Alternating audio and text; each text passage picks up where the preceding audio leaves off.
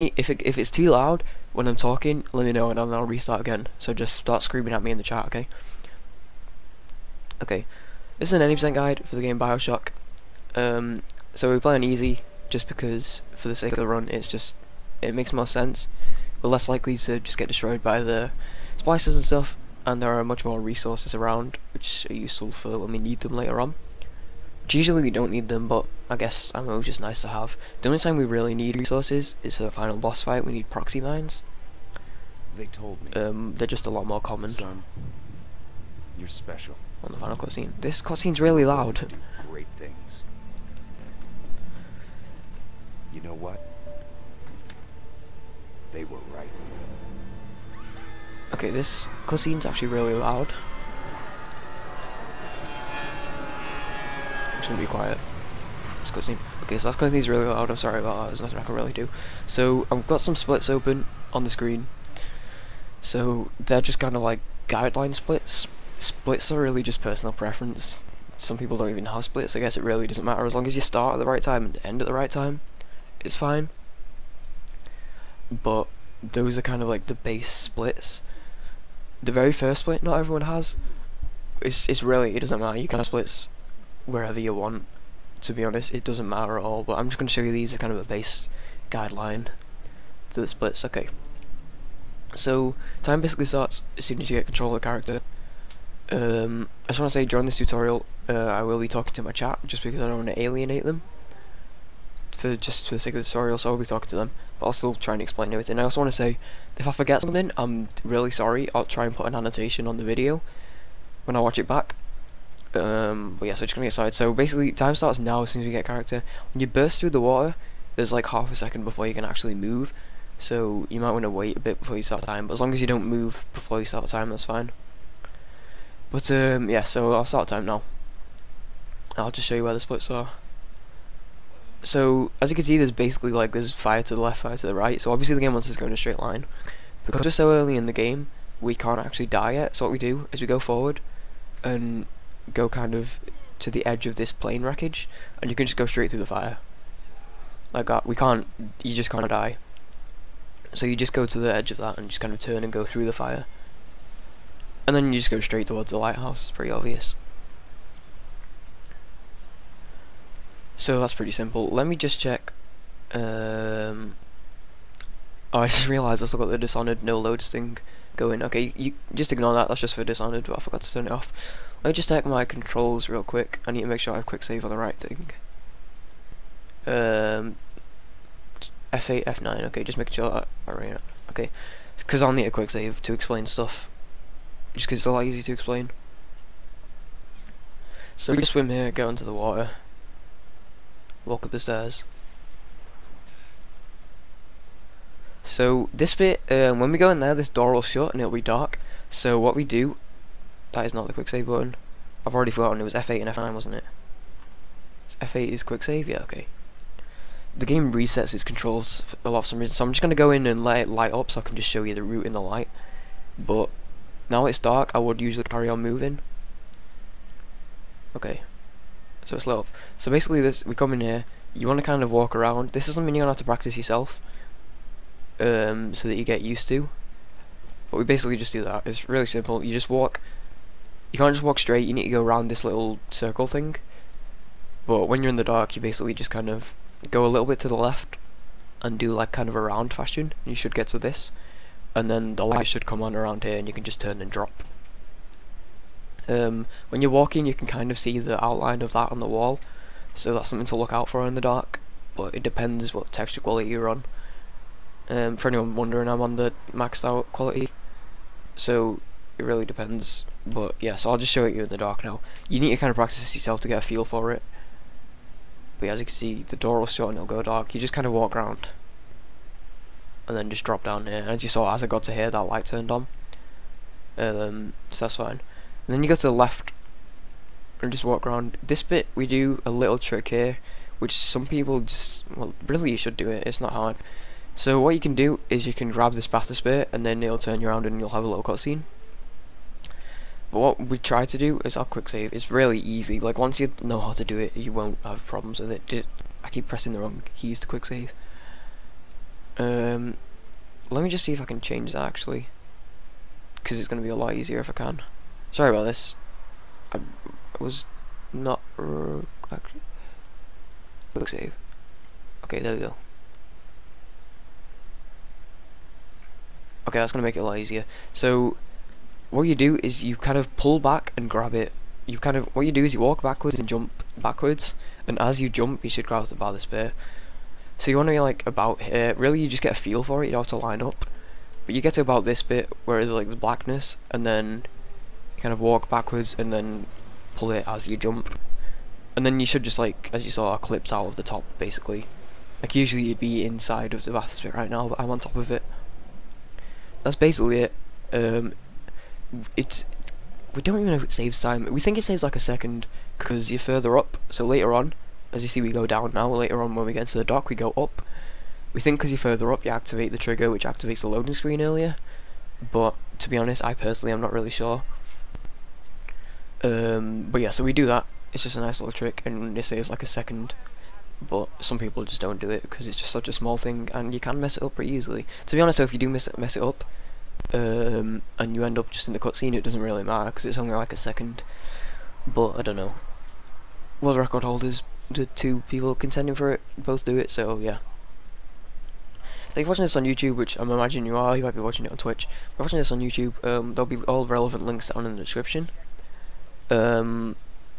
Like for example, the link to the world record video, the link to the two main runners of this, the links to the leaderboards will be down there. So there'll be all sorts of links down in the description, so if you want to go check all that kind of stuff out. There's also frequently asked questions, but there's a link to that on the leaderboards, so if you want to go to the frequently asked questions, just do that on the leaderboards. Also, sorry for speaking quickly, I just kind of naturally do that when I'm explaining stuff, but if you have any questions about this run, feel free to just ask me in the comments, and I'll try my best to answer it. If I don't know the answer, then I will ask someone else who runs this. Let me just, sorry, my XSplit window is way too far up. I can't see my information, sorry about that. I like to be able to see my views in my bitrate and drops and stuff. Anyway, so just ask it in the comments, feel free, and I will try my best to answer it, or find if anyone else can answer it, and then get back to you on that one. Or if you're watching this on Twitch, if you have a question, just PM me on Twitch. I'll answer you with the messages. But yeah, there's nothing really to do here. There's a whale back there, as you can see. He's just stopped because he's set to go on like a little path. But obviously, if you're inside the bathysphere, you won't be able to see him. So I don't know. That's just a little thing that you can see the whale. Okay, so this is my first split. When I get to the loading screen, I split there. That's the one split that really differs. All of the other splits that you'll see, everyone has. They're the usual splits. This is the only real split that it's up to you whether you want to have. I have this split. Some people just don't have this split. I think Ferret did, but Blood didn't. I don't remember. But some people have that split, some people don't. It's really personal preference. Like I said, you don't need any splits. You can have more, you can have less. It's really up to you. But yeah, so we just have a cutscene now. There's nothing really to do here until the end of the cutscene. So we can just kind of sit back and relax. I'm just going to take a drink because my throat's really parched.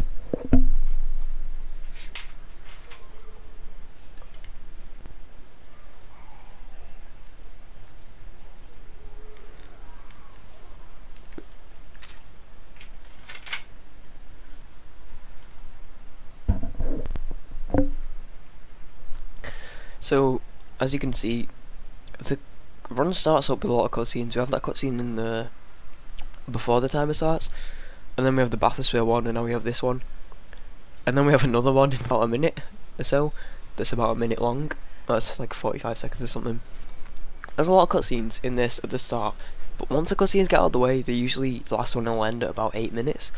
Then the run really starts going, and then there's no cutscenes for another 25 minutes, and then there's no cutscenes to the end. So basically, when you get your ability to move, when she jumps off, you want to walk over to this radio and start spamming E as you pick up the radio as early as possible, and then it opens from the right, so you want to go into the right corner and just kind of start grinding against it so you're ready to walk. Dude, my voice is going to be so parched by the end of this. I hope it doesn't go. I've actually been having problems with my voice over the past couple of days, so I really hope it doesn't go. If my voice goes during this, then I'll just stop and split it into 2 parts. So if this is part 1, then I'll bring up part 2 as soon as possible. So yeah, so you just want to walk, you turn left. It's just kind of a basic route here that you got to learn. For the start of it, it's just basic route. You walk up these stairs, and then here you get put into like a slow-mo mode. So you should jump and jump and jump. That suitcase back there has a weird hitbox.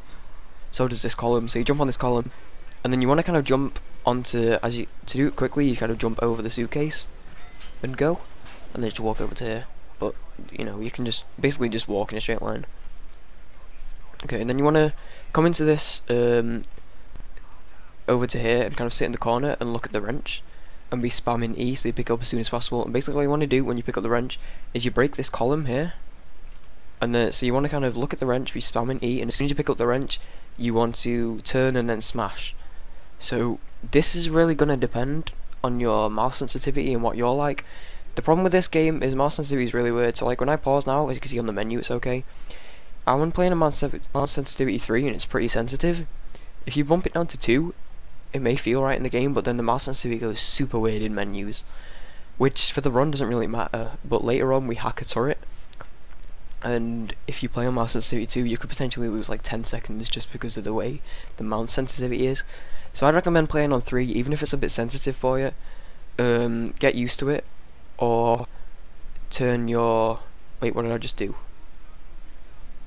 I don't know, I think I accidentally pressed a quick load, I don't know. But turn your... I just turned my mouse, but yeah, if you have a gaming mouse, you can turn your DPI down. Basically you want to get this as low as you want to go with the mouse sensitivity for the game is 3. Don't go any lower than that. Okay, so you want to grab the wrench, turn, and then smack it. And that's like all you do, so I'll try and show you quickly. I'm actually kind of bad, I miss it a lot. Like that. Oh, my mouse sensitivity's gone all weird. The mouse sensitivity is really bad in this game, I'm not gonna lie. But all you can really do is get used to it. You can mess around in the INI files to make it not broken, but that's a lot of effort. So you want to kind of turn... That was bad because it didn't let me hit straight away. But you want to just kind of grab it and turn and smash, and that's fine. That was bad. And then he's going to throw this staircase down, so you want to run on the right of the stairs, and you shouldn't get stopped. I stopped to show you, so it kind of hit me on the way down. Basically, yeah, you just want to go on the right side of the staircase, and then you won't get hit by it, and it'll just go past you. And then you want to go over here and kill this guy. You don't have to take the stuff on him, but you really should, because he has a health kit and an Eve hypo.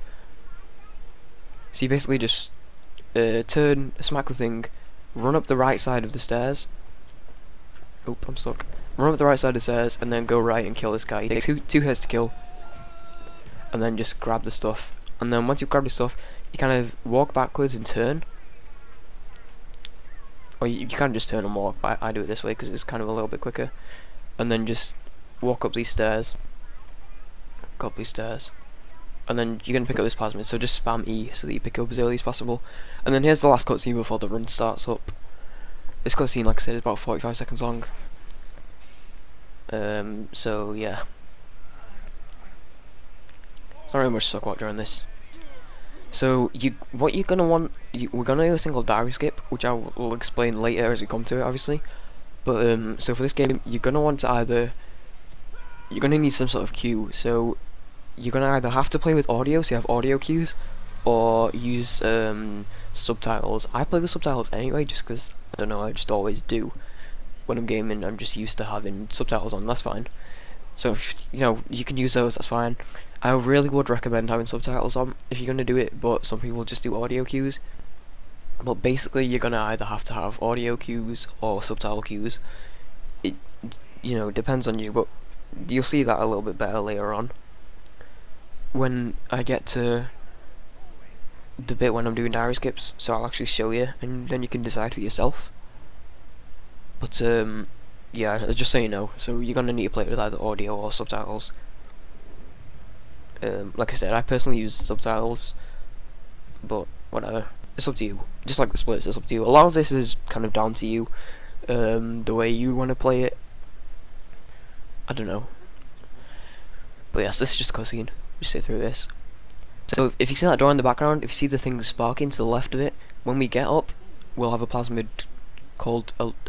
I genuinely have no idea what it's called. Some electric plasmid, basically. We shoot electricity. We get rid of it in a little bit. Not too far into the run. We only really use it at this bit because we have to.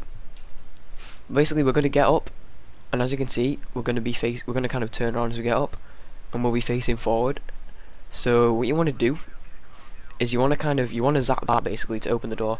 So what you want to do is you want to kind of zap it as you're walking towards the door, and try not to miss. Again, this is up to your sensitivity.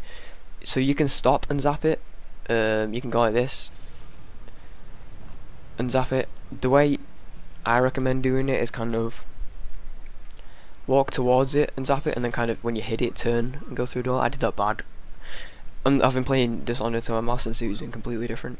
So yeah, you just want to kind of zap it while you're walking and then go through a door. Oh, thanks, Solly. Appreciate it. Updating my game. Okay, so the water slows you down, so you want to jump through the water because the water's slow, and then just walk through the plane. Don't jump through that because you'll just bonk your head. And then just jump through all this water because water's really slow. Although you get your speed back when you get to this bit. No, never mind. You used to. Wait, what? Okay, whatever. Anyway, jump through the water because it's slow. Okay, so what we want to do is we come through and activate a trigger, which means a splicer runs across here, which activates him spawning over there. So what we do to do that, it's kind of inconsistent, but we want to basically turn to the right and go lift the camera up and over like that. And as you can see, it's kind of inconsistent. If you don't get it first try, come over here, loot that guy, and then okay, there's two ways to do this basically. There's the way, if you get it first try, that's great. If you don't, then I'll show you how to do it. So basically, it's really kind of luck. I think there's a way to do it consistently. You just kind of go like that, and sometimes he'll spawn, sometimes he won't. So you just kind of follow the wall up and kind of look over, and then if he runs across, you just walk over here and kill him basically. But for me, most of the time he doesn't. So basically the way I do it is I walk over, look over like this, and then yeah, as you can see, he did it first try there. So he runs across, and then you come over here, you shoot him with the electric bolt, switch to the wrench, and then basically kill him. So that's the way you should do it. You just kind of follow the wall up and go over with the camera, and then if he runs across, then that's the cue that he spawned. If he doesn't, then I'll try and show you the way to recover if he doesn't do it. If he doesn't do it, you come over to this guy, loot him, and then turn in, and he should do it straight away. So that's kind of difficult to explain the way that works, but at the same time, you kind of understand. And then if you loot him, he'll just go across, and then you just zap him and then take his stuff. You don't have to take stuff. Then you just come over to the door and then go under. That guy gets in the way sometimes. You can attack him. You really should just try and sneak past him, but sometimes he will get in the way. It's a little bit annoying. Okay, and then you just walk straight ahead. The door 3 times with good luck, and then you go just to the elevator to the left, and then that's it. So that's that little manipulation to get him spawn. Yeah, so you just kind of go in and then like follow it over, and then if he goes across, then you're good. If he doesn't, just turn, loot the body, and then turn back and he'll run across. But yeah, so this bit, the elevator, as you can see, is going up. We can actually jump because there's no door on the elevator. If you time your jump right, you can jump out of the elevator early. As far as I'm aware, there isn't the cell for this. You kind of get used to it, and you kind of get used to the feel. So you want to jump when it's kind of like a little bit past halfway, and as you can see, the elevator is still moving, but I jump out early. So you want to kind of get used to doing that yourself. So this is what you jump out. You want to kind of jump when it's a bit past halfway, and then you can jump out. And then you just want to turn right, run past her. She has like casually, that's where you're supposed to pick up the pistol, but we get it later on, so it's fine. She's following me, awesome. So you want to jump over the railing instead of going around. Something I forgot, and then yeah, just follow this rope basically. Turn through here, try not to get caught. Don't go straight on because you'll get caught on this. You remember that here you have to go a bit to the right. But something you saw me do in the elevator, I reloaded my Eve hypo, even though I had 2/3 of it left. Do that in the elevator, like reload it, because basically you'll run out. If you don't reload it there, you'll run out at an awkward time later, and you'll end up having to wait for the reload. So you reload in the elevator, and then you get the perfect amount of shocks that it lines up really well, and you don't have to waste any time reloading at any point. But yeah, so this is the just a cutscene really. You just want to rate around through this. There's not really much you can do.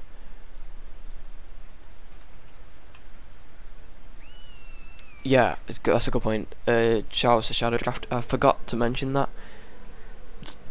When you when you're up there, and you still get your weapon out, you want to switch to the wrench, because what happens here is you have to break this lock with a wrench, basically. Because, well, I think you can break it with the electro bolt, but you need the electricity for later on. So you want to make sure, because right now I can't switch my weapon. Like, I'm pressing the switch button and I can't switch it because it's not out. So when this Big Daddy goes, you want to be standing here, spamming click, ready to break the lock. I'd go back and reload the save, but I'd have to sit through this cutscene again. So like now, basically at the end of this cutscene, when he's walking out, you want to be sat here clicking. So when you're up there, and you still get your weapon out, make sure you switch to your wrench before you go into the cutscene. Don't have your electricity or bolt out, and then you get here, you should have your wrench out, and then you can just spam click here, so that as soon as you pull out your weapon, it'll just break straight away. So make sure you switch to your wrench when you go to that cutscene. Yeah. So thanks Shadow Draft for pointing that out. I didn't really think about it, but yeah. So then you just come around here. There's going to be 2 splices, so you just do this shock, and then kill. You don't have to take this stuff again. And then there's always going to be that guy on the corner. Shock and kill him. And then you zap these guys in the water, and then you kind of turn and jump over this railing, and then walk to this door so that it activates the shot. And then you come back here to the women's restroom, shoot this guy or gal, it changes, and then reload your Eve Hypo there. And then that bit's kind of fast paced, so I'll show you it again. But when you and then you reload, turn, and then zap the people coming down the stairs, and they're in the water, so it kills both of them. And then you wait, and they'll come through the wall, and then again you only have to zap one of them. So I'll just show that again because it's pretty fast paced. So you come around the corner, kill this one, take your stuff, or don't, whatever. Zap and shoot, and then you zap them in the water. Turn, jump over, activate that trigger, and then you just come to the toilets and then kill this one to activate the trigger. Reload your Evipo here, and then ready for them to come down the stairs. Shoot the first one that comes down. It's actually really easy to hit. It might look kind of difficult because they're moving, but yeah, so you kill the first one, it electrifies the water and kills the second one as well for you, and then you just wait for the next ones to come down, and then like again just shoot the first one. Okay, so this skip, there's 2 ways of doing it. There's a slow way and a fast way, and there's a way that's kind of both of them combined. So once you do that, oh, I didn't even know that more people spawned. I genuinely didn't know they kept coming. I thought that was it. I don't know, too busy going fast. So you wanna, the door opens from this side, so you wanna go into this corner and walk forward, ready for the door to open. And then until you get consistent with this, I recommend making a quick save like here. So the fast way to do this is if you just shoot the. What happens now is we go in here, and then I'm gonna go through the door. Oh no, I can't because there's a cutscene. I'm gonna have to wait through this cutscene, which is like 40 seconds long. So the way you skip this cutscene, the faster, most up to date way, if we shoot the door, we basically just walk in and then shoot the door on the other side, and for some reason that activates the loading screen for the next section, and that's it. So you just kind of face forward, walk to the right, and as soon as you see the door on the other side, shoot it with the electro bolt, and then it opens the next cutscene. I can't go back because I have to wait for this loading screen to be finished. So sorry about that. Okay. So that's the fastest way to do it. You just want to shoot the thing. This is another one that kind of takes a while. You might mess this up, which is why I recommend quick saving. So face forward, and then just like, whoa, we got like a turbo boost. Try and stay in the middle of the room, basically. And then just shoot the door. Dude, stop. This is what? It's like turbo boosting. Okay, anyways, that's basically you want to get used to doing that. Dude, come on, turbo. What are you doing? Okay, yeah, shoot the door. Pull to the back of the room, basically, so that it doesn't do that stupid. Oh, it activated this freaking loading screen. My loads are so long as well. So I mean, when you go into the door, stay to the back of the room. Don't go forward, because the further forward you go, the door will shut. So you want to kind of walk to the right and then look forward at the door, but stay at the back of the room so that the door doesn't activate. Stay at the back of the room, stay at the back of the room, and then shoot it. So as you can see, the door doesn't even activate there, which brings me on to the next way of skipping it. What you can also do is if you walk up the edge of the room, you can actually walk past the trigger.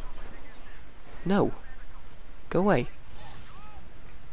You can actually walk along the edge of the room, which is what we used to do. Yeah, but that's kind of difficult, and that's the slower way to do it, but it's a little bit safer. You basically just walk up the very edge of the room, and that's literally it. It's also the more consistent way to do this, because then look, if you walk up the very edge of the room, and then just turn, and then the door's right there. So the easiest way to do this skip is to walk like right up the edge of the room and grind against the wall, and then when you get to the corner just shoot this from here. That's the easiest way to do that skip. That's the most simple, easy way to do it. The YOLO way to do it is to just kind of walk across and do it like that. But basically what I'm saying is you want to kind of go across the back and then just shoot the door with electro bolt. That's how it works. Simply, I've spent like way too long on the skip. The most simple way to put it is to just walk across and shoot the door. That's just how you do it, and then split when the loading screen comes up. Obviously I split a little bit early. That's it, just walk across the back of the room. Safe way to do it is to grind right up against the back wall, and then when you get to the corner, turn and then shoot it. But if you want to be ballsy, just kind of face forward and walk to the right. Okay, and then you walk forward, get ready to grind here. Yeah. So you come around here, and then you want to press V on this, default to hack it. So this is timed actually, so I should like save this. See how bad I am at explaining stuff? Okay. So what you want to look for is you want to just clear out these pieces. You want to look for it wants to kind of one of these kind of curve to the right, and then one that goes straight. That's all you're looking for, is one that curves to the right and then one that goes straight across. So you put your curved one there and then your right one there, and then once you've got that, you just increase the flow speed. It's, you know, it's just kind of a little puzzle. And then you walk past it. Don't deactivate it because it's kind of useful. Come up these stairs and get, dude, what are you doing? Get out of the way. Activate this, and then when you activate it, turn and then walk through this door. Go left, and then as you can see, there's a Tommy gun. So you want to grab the Tommy gun, hit this, and then kind of go to the right and shoot. So you break through the window. So I'll try and show it a little slower. You grab the Tommy gun, hit the override switch, shoot this glass, and then just walk through. And that's it. It's kind of, you get used to it. And then that's like it. And then just whatever. And then just carry on with this route. She gets in the way, so what I recommend is having an electro bolt out. Switching back to your wrench, when you jump down with a Tommy gun and then get an electro bolt out, it almost crashed. And then, so if she gets in the way, you can just electro bolt and then wrench her. But yeah, so you just want to walk to this bit and then activate this little trigger, which will make the ghost go. And then she talks for a little bit. And then you want to be spamming E on the door control, so don't wander off too far, because you need to be spamming E on the door control so you can open the door. Okay, so come to the left. I grab this E5O just because it's good to build up your supplies. It doesn't matter what you have out at this moment in time, because we're going to get the Incinerate in a minute. But yeah, so I'm going to do a lot of walking, just follow the route. If you get kind of lost or whatever, just go back. And just, yeah, just copy the route. So then you just go straight through here. Ignore the camera, it doesn't matter. Turn left, go up the stairs, just follow the stairs up. And then you crouch through here. So as you come up the stairs, you want to turn left, crouch, and then turn, and then grab the Incinerate. So then you click once to get rid of that, click twice to put it in the slot, click a third time. Okay, no, I actually messed that up a little bit. You're supposed to, okay. When you grab the Incinerate, oh, it's so far back. Okay, so I'll just explain. When you grab the Incinerate, like you see, no one was in the way there. Okay, activate this. When you grab the Incinerate, oh, I didn't activate the trigger. You don't do that. Make sure you activate this trigger, because you'll just waste time, and then get ready to spam the door. But when you grab Incinerate, you want to click once, and it'll show like a little message that pops up. Click twice to put it in its slot, so make sure it's in slot 2, because we get telekinesis later on, which replaces electro bolt, and we put that in slot 1. So make sure, yeah, just make sure you click once to shut the message, click twice, a second time to put it into place, and then a little video come up, and then press escape. So I'm explaining this really bad. So click once, and then that'll go. Click twice to put it here, and then escape. And that's it. and then you just turn and come out here, and then go out. These will get in the way sometimes, so just set them on fire. And then come out the stairs on this side, because it's closer to the exit. And just follow the route again. And then go through that little gap, it's a little bit faster. And then you're going to come to the staircase, and then look towards here. And as you get to here, just shoot the fire. So you're going to kind of come diagonally and shoot it, so that by the time you get there, it's already melted. And then wait for... It's important that you wait for that guy to throw the table. That table has weird... The way it's made is really weird, and it can force us around a little bit. So when you see that guy with his table, don't kill him straight away. Make sure you wait for him to throw the table, and then set him on fire. And then just leave the table there for a minute. And just follow the route. Don't pick up the shotgun. And then come over here. This is important. This is one of the most important things in the run. Pick up that diary. Make sure you pick up the diary. And then turn, go over this, go through the doors, and then just turn around. And then grab this plasmid. So this one has an extra thing we have to press escape. So we click once, click twice there, because it has to close 2 messages. Get rid of electro bolt, and then press escape once, and then press escape twice. And then turn around and then come back over here. And then just leave. The door got a bit messed up there. And because I was slow, this woman was in the way. So yeah, so click once, click twice, put it in the place of electro bolt. Make sure you don't get rid of incinerate, because we need that. Put it in place of electro bolt, and then you have to press escape twice. The second escape takes like half a second to show up, like it doesn't show up straight away. So remember that you have to press escape twice, and then just come out the way you came. Right. So, damn it, I need the toilet. Okay, so this is why I do these local. This is the magic table of flight. I'm gonna kill her because she's annoying. Right. Who else is here? You can die too. Sorry, it's useless. This table is weird. As you can see, I can walk with it, but as you can see, I get stuck easily. So the best way to transport this table around is to pick it up and to throw it. Don't just kind of try and carry it, because you will get stopped and slowed down and damaged and at risk of kill. So you want to kind of throw it to there, and then come around here, pick it up and throw it over there, and walk backwards and grab it. A splice will sometimes follow you in here, so just kind of throw it at his face. Then walk backwards, turn and throw it down here. Because you can't really, sometimes it's actually really nice, it doesn't get in your way, but sometimes it's just really annoying. But yeah. And then we're about to do the most annoying skip in the game, so I'm just going to save here. A little trick I feel like I should point out. If you want to put something down, as you can see I'm holding it, if I want to just drop it, if you switch to your weapon, it'll just drop. So obviously you can't just like put stuff down, you have to throw them. But there's a little trick that we do. Would you all go away? There's too many of you. So if you're holding something with your telekinesis, and you just press right click just to simply switch to the different weapon, it will just drop it on the floor. So that's the best way to drop it, so you're not throwing them around. Oh, what? Dude, I didn't know he actually... Okay, well, I've stood around too long. Hey Jarla, how's it going? Jay, I'll call you, okay. I forgot.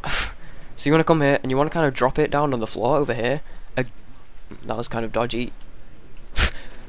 I just did the skip by accident. This is a weird skip.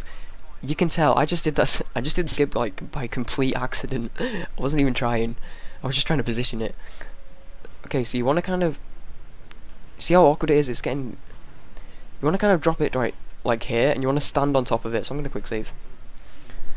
You want to like stand on top of it, and then look down, and it'll pick you up, and then you want to fling yourself over this wall.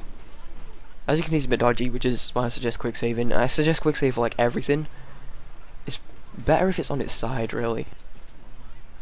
Like this, it's better if it's on its side. And then you jump over, and then try and grab his grenade and put it in the doorway. That didn't work. It's really difficult trick to explain. I'll explain the reason why you do it as well in a minute. You basically just kind of, you really kind of want it on its side. You don't like this. So yeah, so you just kind of, it'll lift you up basically. If you stood on it right, it'll just lift you up and take you over this wall. And that's the goal, you want to get over this wall. That's literally just the goal, is to get over the wall. And it'll lift us over. And then you want to try and grab his grenade and then put it under the door. The reason why we go over the wall, I'll explain that now, because you're going to be like, this is the most random glitch, you kind of probably want to know why, is because, as you can see, that Vita chamber is not turned on. when we die later, or when we come back, if we come back, we'll have to sit through like a minute-long cutscene. If we kill ourselves, we'll just respawn at that Vita chamber to the right. By doing this, by not activating that Vita chamber, instead of taking us, if we kill ourselves, it'll take us back to the most recently activated one. So by doing that, we skip the cutscene basically, we go past the area. So the way we just came gets blocked off, and we're forced to go a different way. So we have to go through the cutscene, but if we skip that Vita chamber and we teleport back to a different Vita chamber, it will take us to a different place and we just bypass the cutscene. So it saves us a bunch of time, because it didn't activate that Vita chamber. Okay, so the reason I want to grab the grenade, this will jump down, he'll throw a grenade. Dude, would you all go away? You don't go too far over here or you'll activate it. You want to wait for him. If Atlas starts talking, open, just kind of, I don't know, I've not really got to diary skipping yet. You want to have that telekinesis out. He'll come out and throw a grenade. You want to catch it and throw it at this debris and it'll destroy the debris. But the reason why I want to catch it early is because if you put it under here and position it right, when this comes down it'll get destroyed instantly. So you don't have to wait this guy out because the debris will just instantly get destroyed. I think I've soft locked it. Okay. He usually shows up a lot quicker than this. So, yeah, he'll throw a grenade. Dude, throw your grenade. Give me a grenade. It's usually not this bad. He usually comes out straight away. See, okay, here we go. Catch a grenade and just throw it at the debris and it clears the debris. If you come over and catch it quick enough, you can put it like here and it'll instantly destroy it. But if not, then just wait for him to throw it. Basically, that's all you need to do. Just catch the grenade and throw it here. And that's it. That's all there is to it. There's actually a new skip, which is just kind of come out. I don't know if my table came over with me. Oh, there it is. Okay. I'll try and show this. This isn't what we do. It's not in the run yet. It's really new. And it only works, sometimes obviously the table won't come over the wall with you. If it does, then this is a little, that's a teddy bear. Nope, give me the, do you know what? Doesn't matter. We can actually, I'll quick save it again as you come through here. This is how you pick up the gun, by the way. You don't actually really have to at all. I just do. So the way that I do this is I grab this, and if you like jump, you can put the corpse on the other side of the gate. Because what you want to do is you want to kill this turret, because we're going to be setting up for a SUI. So you kill the turret, run past that automated turret, so that you activate this trigger. And then there's a way to skip this little cutscene, but I'm not going to talk about that now, because I'm going to explain the way that I do it first and the way most people do it. So basically that's how you get over that. That's how you get over that fence. You just wait. But there's a new skip that's coming that I'm going to kind of explain, which we don't even do yet, because when it's not really efficient, and it only works if we have the table over, which we do, but it's really been a bit of a butt. I can't go too far over there because it activates the thing. Okay, whatever. So basically we use that table, and we do it the same way we did with the wall, and we just use it to get over this wall, and then we can run straight past. And like I said about activating that trigger, if you jump over the wall with the table, the trigger still activates normally. So if the table comes over with you, then you can use it to get over here, over that little wall. If it doesn't, then, you know, whatever, it doesn't matter. Like I said, it's new, it's still being worked on and stuff. But, you know. Anyway, so, yeah, there's two ways of doing this. So you want to, either way. I softlock the game again. Why do I have to keep softlocking it? Oh, sorry if you can hear the people outside asking for scrap iron. They're getting really annoying. Oh, come on, I've softlocked the game. I might have to reload the save, and that'd be annoying. Okay, there we go. Yeah. Jump, get this on the other side. It only saves like 2 seconds, that little skip, but it's new, like it literally came into existence last night. I destroyed the turret by accident. Try not to destroy the turret if you're doing this the usual way. So what you do is you set up a suicide. So to kill yourself, you can use Incinerate on yourself. You need to get used to the way health works. You need to recognize when you're close to death, basically. So the usual way to do it is to come up to the turret and let it hurt you to the point where you're almost dead. And then I'll show you the little skip here in a minute, but I actually really can't do it, so I don't. The little skip saves about 10 seconds. If you get it right time, he'll come out of his little dialogue earlier. So the way to do this, to insta-kill Steinman, you go forward, you grab this explosive thing and you throw it at him, and he dies instantly. I think I missed. I just missed, awesome. Don't miss. How did I miss? That was right in his face. Okay, don't miss. That's all I'm gonna say. Don't miss him. You basically grab that propane tank and throw it at him, and it insta-kills him. I swear I didn't even miss.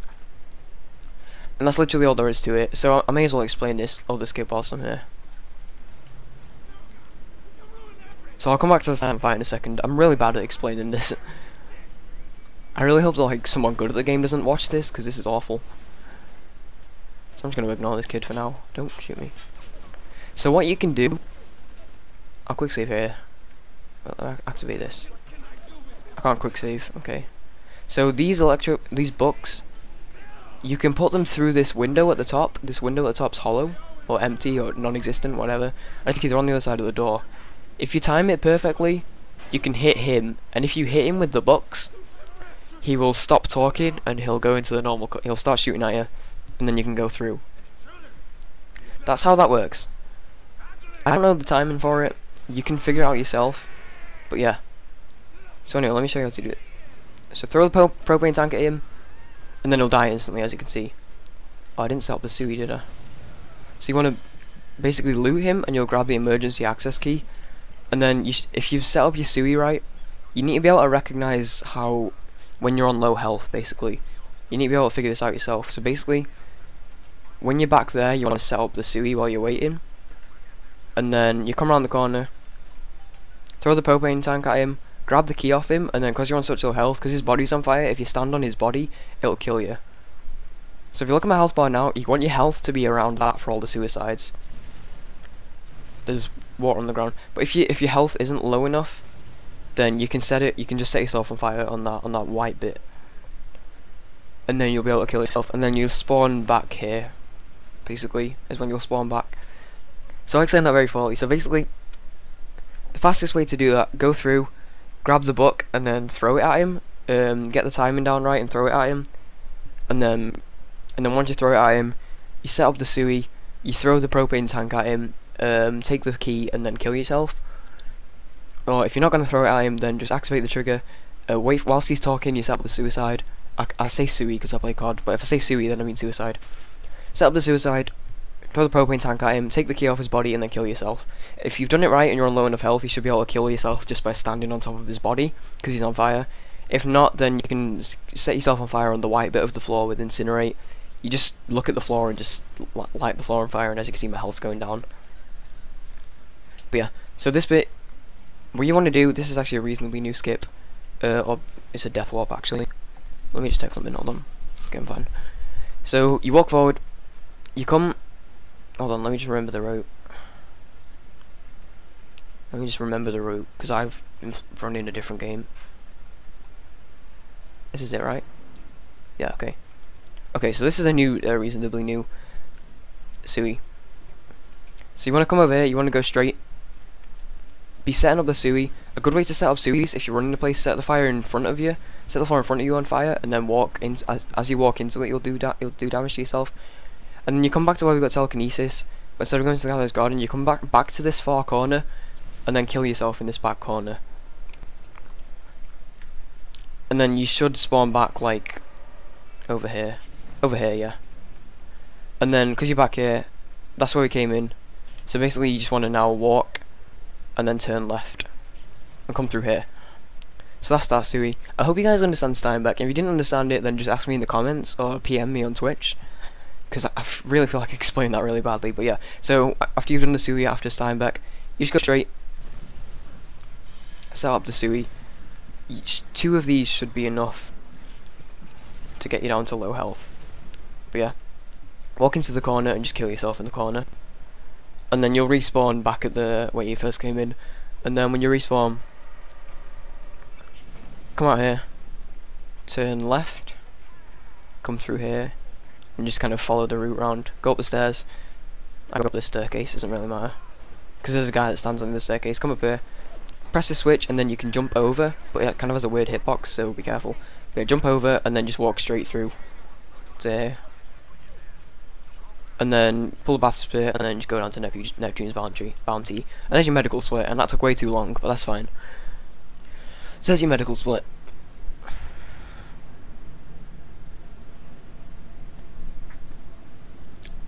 really apologise, I'm so bad at explaining stuff, but it takes way too long. I'm really bad at this, I shouldn't be doing this, but anyway.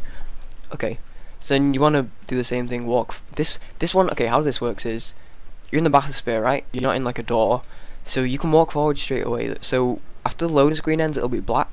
When it's black, you can walk forward, basically. Just because it's black doesn't mean you can't walk forward, so you want to be holding W after the loading screen. And then when the loading screen, when it fades back in, you should be around here. So yeah, just walk, loot stuff as you go. Okay, so that door, some doors open quicker than others, so you just kind of have to learn those. So with that door, you want to kind of crouch to go under it as it opens, take it in, how's it going? And then this water, as you saw before, water slows you down, so as you can see we're going pretty slowly now. So the way to stop being slowed down is you can actually... Oh, I'm on the wrong side, I got turned around. Hey kittens, how's it going? But yeah, so you want to kind of, you come to this bit. Oh, I thought it was crashing then. You jump onto the debris here, there's some debris, there's more of it than you think, because I'm actually on it now even though you can't see it. And then you jump again, and it's kind of like, it's parkour basically, it's hardcore parkour. That's all it is, and you don't get slowed down. So, yeah, you jump over, and then you don't get slowed down by the water, and then you carry on walking. And there's some Tommy gun ammo there, which I missed, but it doesn't matter. I pressed the... Dude, I'm bad at pressing keyboard buttons, because I don't have to play keyboard. Anyway, yeah, so you just walk straight. This one opens up quickly, so don't crouch for that one. And what you want to do, as you come past this, you want to grab this barrel, and then run to the right. And then there's going to be a turret over here that we want to shoot. You want to hit that, and as soon as you blow it up, you want to use telekinesis again, because you want to pick up the turret. So I just picked up that turret. And then come around the corner. Thanks, Jan. I get really worried about this kind of thing. Okay, and then just come straight across. So, let me quick save again, because this is another bit I have to explain. So this is where we first use diary skip. What diary skip is, when someone starts to talk, we play a diary. That's all it is, and then it skips what they're talking about, and it will move on to the next text. You can't diary skip every single bit of text, because it will. Some of the text you'll softlock, so you make sure don't just skip everything. If you're in doubt about whether to skip something or not, then don't skip it, because you could softlock by accident, and that's really bad. You don't want to do that. It really sucks to softlock in any game, so you don't want to do that. So you want to make sure you learn. The best way to learn is, somewhat ironically, not from this guide, is to watch Blood Thunder or Ferret. Do it and watch exactly where they skip, and skip exactly where they skip. But anyway, so you want to walk up to this door and do the little switch where you switch to your other weapon. I got special ammo, yay. And then you just press E to knock on Fontaine's Fishery. And then as soon as he starts talking, you're gonna press M, and that'll open up your little... it's not an inventory, I don't know what it's... journal, I guess. And then, this is why I said you might need audio cues or whatever. As soon as it pops up on the bottom, you open up the map, and then you go down to the bottom right. It's the bottom left of this little grid. Press this, press press Welcome to Rapture, and then press Tenenbaum, and that'll always be the bottom one. And then as soon as you do that, grab this and look up here. And then she should spawn. I think I took too long about it. Yeah, I took too long about it explaining.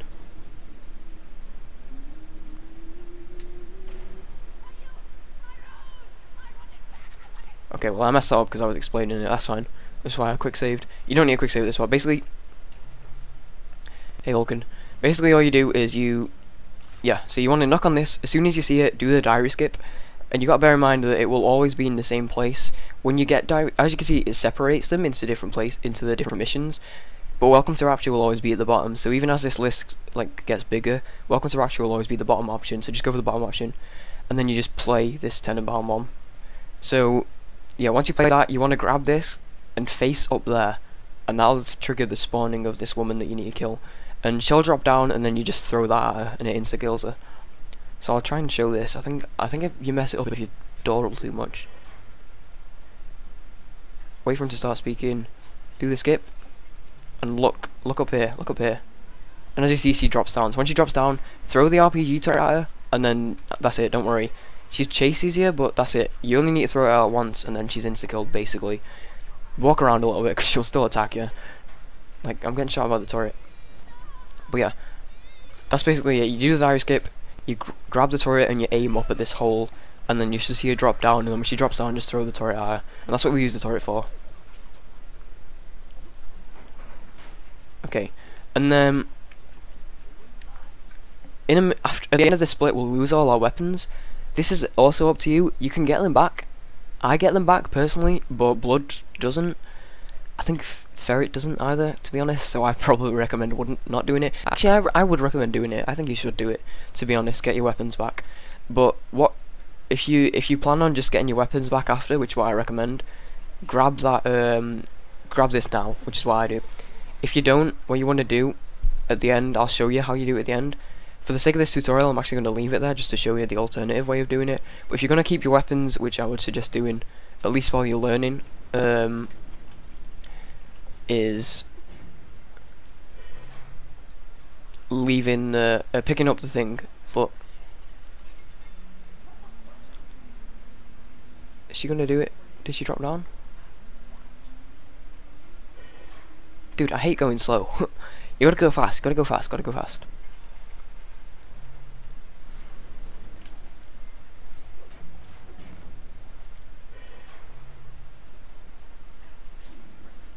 Yeah, skip this. Look up there.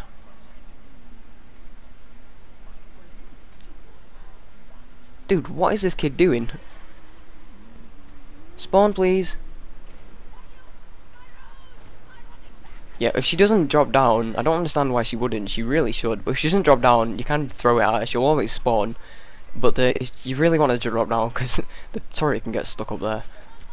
I don't understand. This shouldn't happen. I'm just going to point this out now. This wouldn't happen in your run. It really is just because I'm going slow. But yeah, so you just throw that at her. That's actually kind of annoying. It's making me look bad. I am bad, that's not the point. Okay, so this comes out. So I'd usually take this, but for the sake of the tutorial, I'm going to leave it there.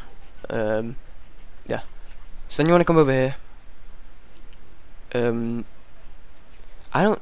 You can skip this, but it has a weird delay, where if you skip it, it'll delay long enough before he opens the door anyway that it's not worth skipping it. So you can skip it. It won't soft lock, but there's no point in skipping it. So then this door will open. You just want to come up here. And then this is a lot of routing now that you just gotta follow. Have your machine gun out in this weapons thing, because we're gonna have to shoot some locks in a minute.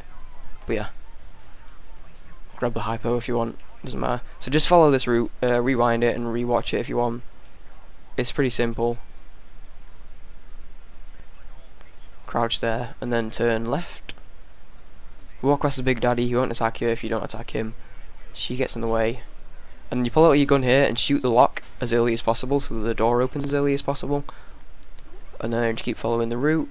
Ignore the security alarms. Get your gun out here. And then shoot the lock. And then there's another lock here, which you can shoot. And then you just crouch to go through this and come out of crouch as soon as possible because it's slow. Turn and you can jump over that desk. And then come to here. So the camera we're looking for is through here. So what you want to do is you want to grab the camera and then turn and then click. So you walk through here, grab the camera, click once to close the menu, and then click again. It'll take a picture, so you need to click to get out of the picture and click to get out the little message. So it's basically click, click, turn, click, click. That's how it works. So you grab this, well you don't click, so grab this, click once, turn, take the picture, and then click twice, and then you can walk out. And then come back the way you came and it'll blow up. And then walk past these guys and run by where the gatherer's guard machine is and just go straight down. Don't worry about taking damage. If you get low on health, just use a thing, it doesn't matter. I'll tell you when all the suies are and stuff, so don't worry about that. So this guy gets in the way, so set him on fire. And then come through here, and then you want to look up here and take a picture, kind of up, and then press escape to come out. And then this one is, he's like stood in the doorway, so just click there, and then that's that, and you can just turn and leave. So for the one on the right, I go right and then left, it doesn't matter. The one on the right, you want to look up to click, because she's on the ceiling. The one on the left, you don't have to get them like exactly in the center or anything like that, so don't worry about that. And then this one, you just click in the middle, and then just leave. And then that's the goal done. This guy sometimes gets in the way. He's not normally there actually, he's usually back here. He usually stands around there. And then you want to walk straight, but you need to know where the turn is, because I walk past it the turns here, just make sure, just learn the route, basically, learn the route well. That's a big tip I've got for you. It's not a very good one, but do it. Grab the hypo, because why not? That's not the hypo. Again, you don't need those. I like to have health kits because I take a lot of damage. And then just walk across here. Go back into the fisheries. Jump over that. Your jumps are kind of floaty, so if you're gonna turn and if you're gonna jump and like turn, you might fly off a little bit. There's health kits there. There's like two or three health kits because he sometimes has them. But yeah, and then knock knock. Diary skip.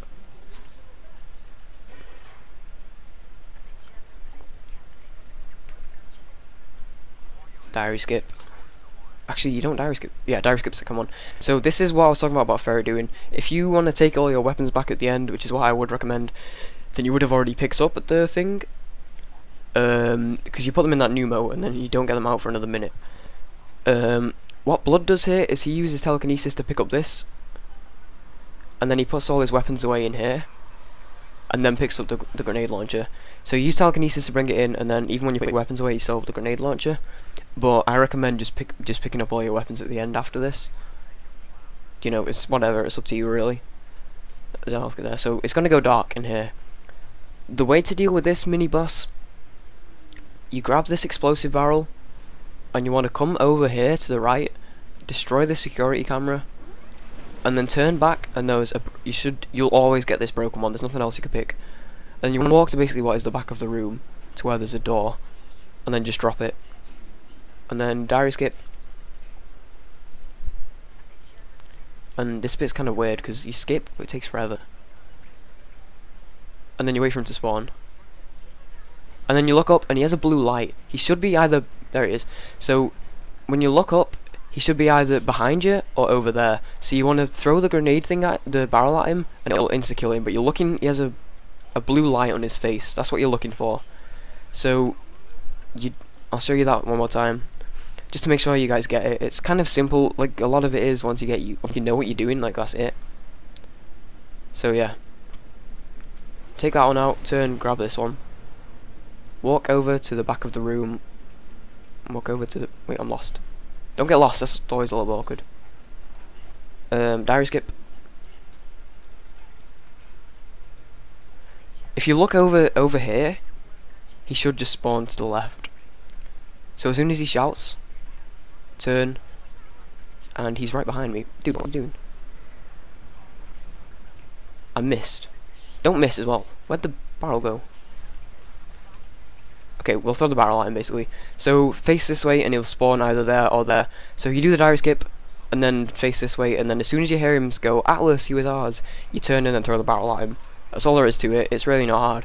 Don't forget you have the frag grenade, the grenade launcher, so if you do miss, shoot grenades at him. It'll only take 2 to kill him as long as you actually hit him. But yeah, so you do the diary skip, face that way, and then he'll spawn there and throw it at him. Or sometimes he spawns behind you, just look for the blue light. And then I suggest grabbing your weapons. And then here, you want to have Incinerate out, so you set that on fire, come over to the upgrade machine. If you go for the method where you grab your weapons, then I get shotgun damage, but usually we don't do that anymore. So if you don't go for that method, get grenade damage. Make sure you don't get grenade launcher immunity, because we use it for suicide later, and that really screws you over. So if you don't put your weapons up there, get the grenade launcher one. If you do, get the shotgun one, because we get the upgrade later on. So I'm just going to teach you the way I do it, but I'll explain the other ways as well. And then come to the right, and then you have to set that on fire. You have to set this one on fire too, because it sticks out. So you set both of those on fire, and then just be ready to crawl through. And then just kind of walk through to the end here, and as you turn this corner, it'll go into the load screen. And then split. Okay, so this is the smallest segment in the game, but there's actually a pretty big skip here, which skips like a minute-long cutscene. And then the 2 segments after this have like huge skips, which are going to be a pain in the butt to explain. But yeah, hold on, let me just move my mouse. Okay. So just kind of walk forward, search crates as you go, why not? And then jump through the water, because like I said, multiple times before, it does slow you down. And then just kind of turn. For some reason I like smashing this. I don't know why. It means literally nothing. Turn. And then if you didn't grab your weapons, you can grab the pistol there. If you didn't grab your weapons, if you did, then you've got it, so it doesn't matter. So you turn, and then you want to turn and crouch here, because you have to go under. Okay, this bit you can save a little bit of time by having this out, and you jump over this, and you can shoot the lock from this side, and then when you come around, it'll already be open, so you can walk straight through. I'm losing my voice. This is gonna have to be multiple parts. If you miss it, that's fine. But then you shoot on this side, you gotta wait a second for it to open. So try and shoot as you go past, but if you can't, that's fine. Oh no, I'm gonna have to split this into 2 parts, that's gonna be awful. See, I missed it there. So, quick save. Quick save in the doorway there, because if you don't get this first try, it's awful. Okay, this is a skip. Right, so you wanna, it's kind of difficult to explain this. How I do it is aim kind of a little bit to the top. As you can see, I'm not even like looking at it. And as you walk back, you want to kind of walk backwards and press E, but press it as late as possible and try and go to as far to the side as you possibly can, because you don't want to get stuck in the doorway on the way out, because that'll just slow you down. So I'll try and show you this. So that it's really, you want to be as far back into this corner as you possibly can, and press E as late as you possibly can. This is all about timing, and you'll get used to it. I used to be terrible at this, but I usually get it first try now. So, sometimes what Ferret does actually when he walks backwards is he crouches so that he makes sure he gets under the door. So do that if you want. I'm gonna be kind of bad. I've not played in like actually a couple of weeks, and that was my first time playing in a while. So you want to kind of grab it as late as possible and get under. I crouched early. You've got to be careful with the crouch. I usually don't crouch because I don't feel like I need to, but because you got to be careful with the crouch, because when you crouch you get slowed down majorly. So if you crouch too early, you're basically screwed. Okay, as you can see, I got it there. So that's what it looks like when you get it. The door will shut and then you just turn and carry on. This is something you're going to have to practice huge. This, as well as the next few kind of big skips. There's 4 major skips in the whole game. Really, you just got to practice them. I suggest looking to the right and then just pressing it as late as possible, and you'll get under. Ferret crouches, I really don't think you need to crouch. If you do it right, I don't think crouching makes a difference. But this is really the kind of personal, however you're going to do it. But I suggest looking at the right and then just pressing it as late as possible. You know, like I said, you've got to get mental timing down. I used to have it down in my head, but because it's been a while since I played this, I kind of forgot my mental timing. But when you do it a lot, you get used to it, and it just comes natural, and you don't even need a quick save. I'm pretty sure Ferret and BT don't even. BT doesn't even quick save like anything, because that's just the way he is. But I don't even think Ferret saves that one. So that's basically it. Once you know how to do it, you'll get it like 9 times out of 10. But at first, don't be put down by the fact that it's really difficult at first, because it is.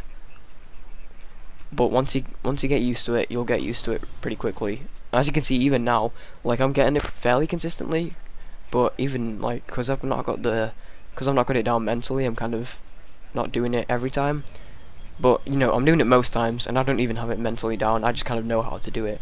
So you walk out, and then you want to turn, and then you just kind of follow the route out. Something you can do here: grab one of these pots. If you know this game, you've played it casually, and the submarine blows up. If you actually throw an explosive at it, you blow up. Okay, I did it too late. But if you throw that early enough and you hit the submarine, you cause it to blow up. So, you know, yeah, and just follow the route. It's pretty simple again. So here we have more skips. So activate this door. So Andrew Ryan will start talking, skip his chat, and then I'll go to the next cutscene, and then you can split. Sometimes not Alice, yeah, Alice will say get out to Arcadia. You can skip that line too. Sometimes he'll say that and then Ryan will talk. Sometimes Ryan just talks straight away. Either way, just skip whatever anyone says, and then it'll take you through to Arcadia. My voice is dead, man. It's totally dead. Holy crap. Is this gone?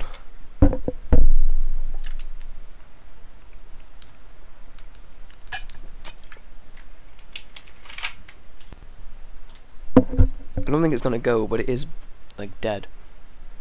Let me just check some stuff. Okay, well, if I do have to split this up into 2 parts, I'm really sorry, but hopefully, I'm basically just going to carry on as long as I can, but if I do have to split up, why am I slow walking? That's a little glitch that happens sometimes. You'll just slowly walk. It's really rare though.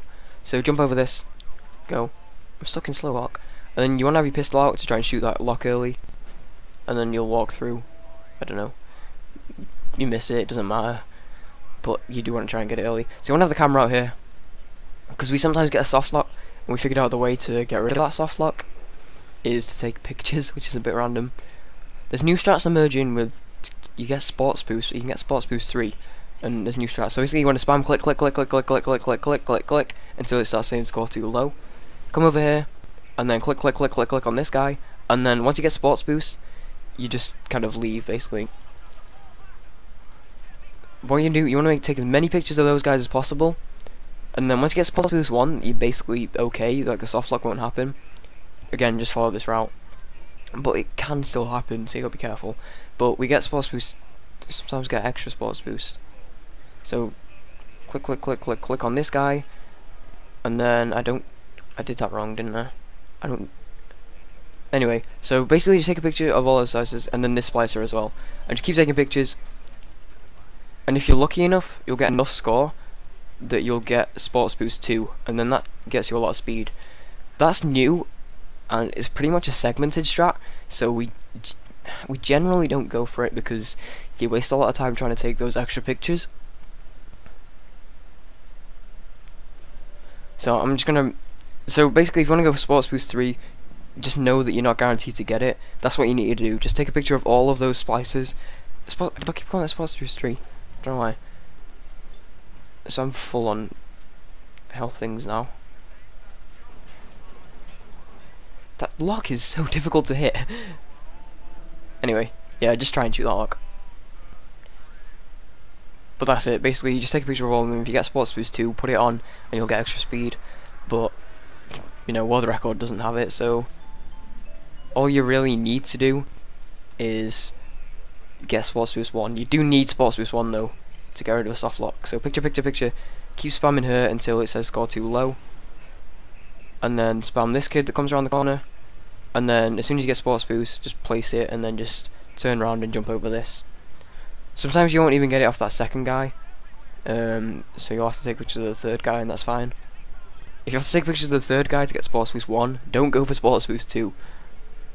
Definitely don't go for it. Okay, so then you probably should kill this one because she can get in the way.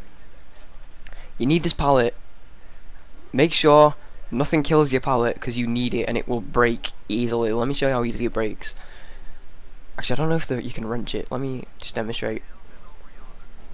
That's it. 2 pistol bullets it took. I missed the first one, by the way.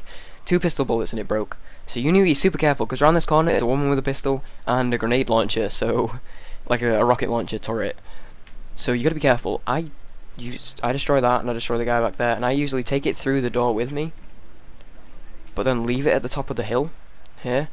And then here's another little glitch. So when you shoot, you need to take a second to kind of pump it like that, but that's slow. When you shoot, if you switch weapon, if you switch to your plasmid and then switch back to your weapon, you can shoot again instantly. It cancels the reload, and that's all there is to it. It just splits it. So that's the way if you ever need to use your shotgun for damage. The only time you're guaranteed to do it is this time, but you know, sometimes people get in the way. So you destroy this turret with the little glitch, and then destroy this splicer, and then that's it. It should take 2 shots for that guy, 2 shots for that guy. That turret is always going to be there. That guy wanders around this little area, but he's always here. So destroy the turret first, and then kill that guy. And then you should be safe to bring your thing back down. If you position it well enough, you can just kind of turn and then grab it without having to walk back up the hill. I don't know, it really depends. Walk past this Rosie, again it will not attack you, don't worry. So here's where you need to be careful. Let me quick save to show you what happens. So many quick saves, so many quick saves. So this is how the game wants to work. I'm gonna leave now. Oh no, you're not, the door shuts. Ah. So if you walk over there, it'll stop. It'll stop you from progressing. So we want to jump over that trigger. It's also a look trigger. If you look over there, it stops. Face forward at all times. Don't look to the right. It's like a roller coaster. Face forward at all times, so your head will get snapped off, whatever. I don't know. I've not really tested. I don't want to. Go over to this tree and don't walk too far over to the right. Use this tree as a guideline. So basically, what you want to do is walk up to the tree, and then the pallet should kind of flatten out, and then as soon as it flattens out, you do the little weapon switch, and you want to kind of position it like that. Because what you want to do, we'll place something else, and we want to kind of jump on the sack. I'll get the sack now. The sack's back here. You want to go to the right and get it.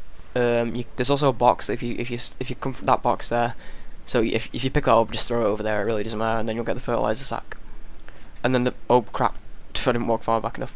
And then you just want to place this somewhere. There's like a little hill here, so you want to place it kind of at the top of the hill, and then if you jump, it'll lift you on top of the sack. So I'm on top of the sack right now. I quick save a lot in this skip and the next skip because there's a lot of stages to it. This one's more dangerous because the other one you can just kind of do. If you fall off, it just means that you fall off. With this one, if you fall off, then you have to restart. Otherwise, you just can't progress. So you want to kind of jump on top of this thing, which is why you need good positioning for it. So like I said before, you need to get good positioning. This is what I meant.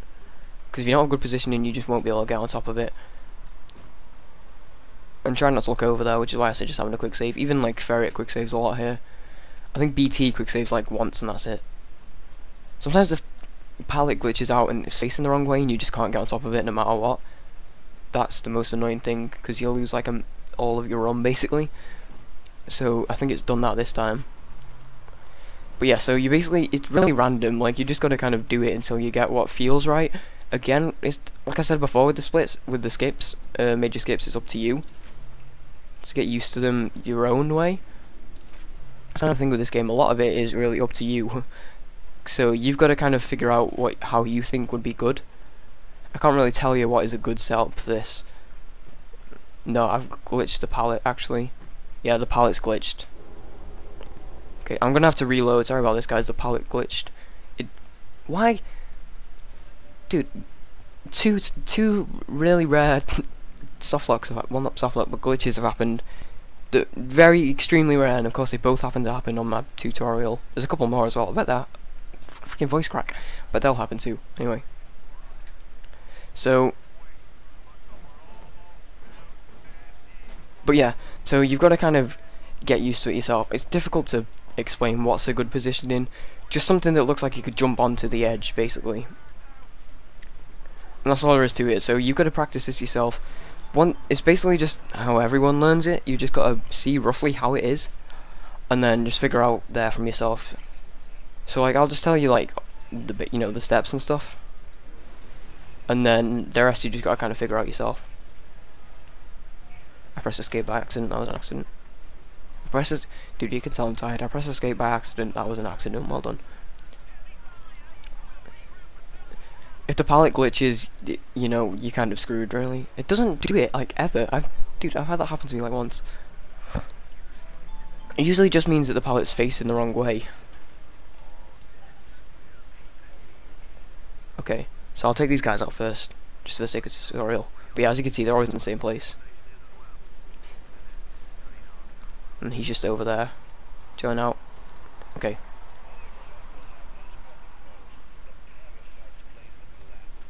Grab this and take it through. I've seen a lot of speed game tutorials in my time, and I'm not gonna lie, this is probably the worst one. This is pretty bad. Anyway, especially because it's gonna be stupidly long. That's probably good positioning, but it's a little bit slanted to the right, which is annoying. So let me come over here and grab my sack. You see, I got the box, so you just throw it away. It's called Frank, but it's not actually, I just called it that, but I call it Frank at least. He has a name, so don't worry, he's not like unloved or anything. My voice is dead. Okay, this is what it looks like when it gets up. So when you're on here, I quick save because I quick save at every stage, just because I'm super paranoid. When you're up here, you're gonna kind of want to jump onto the middle bit, so, whoa, I got flung off the tree, nice. Wasn't even pressing any buttons. So, yep, that was that. The tree has a weird hitbox, so you gotta be careful, because if you're trying to you want to kind of jump and then hold forward, because if you hold forward straight away, the tree will just shoot you off, basically. So you want to kind of jump, okay, and then you're up. And then when you get to here, again, you don't have to quick save. None of these quick saves are necessary, obviously. We time loads out, so I recommend do quick save, because the loads are timed out in the end. So I recommend quick save and quick save and quick save, because no matter how you look at it, you time them out, so they really don't add to the run in any way. Okay, so then you bring the sack up here and drop it, and then you should feel yourself be lifted up. Sometimes you might need to jump. This positioning doesn't feel great, to be honest. And you want to kind of... I fell off. Run... You want to kind of go as far to the left as you can, and then jump at kind of... I'm not happy with this situation, with this positioning. Okay, go as far to the left as you can, and then kind of walk right and jump as far to the right as you possibly can jump. And then you should just jump over it like that and just walk right, and then you'll be taken straight through. And as you can see, the door shuts and we're on the other side. Okay. So that's basically that. So, place the pallet, place the sack, jump onto the pallet, jump from the pallet onto the tree, put the sack on the tree, and then, where am I? I'm here, okay. And then jump on the sack. Make sure you're at the top level, don't walk too far, you need to be right way up. Okay, I just moved the sack by accident. Then once the sack's on the tree, make sure you're as high up as you can possibly go, and as far to the left as you possibly can go, and just jump. And just try and jump over. Dude, stop, don't fall off as well.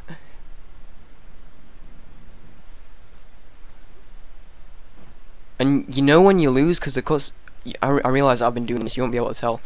But when it activates, it goes BWOM in the background, and that's when you know that you've lost it, basically. That's when you know that you need to reload the save. So listen out for that BWOM, because when it bombs, just quick save straight away, so you're not wasting any time. If you jump and then don't hear the bomb, then that means you've got it. So I'm just going to show this one last time. I fell off. So I actually don't know what the game sounds like, because I was having problems at the start. So like then I didn't hear any bomb, so I just carry on going. And if you line up right, you should just walk through a door. Sometimes if you're not lined up, you'll walk into a wall and then get lost. But just don't look up, because you'll screw yourself. But yeah, and then just carry on walking, and then go through to Fort Frolic. Okay.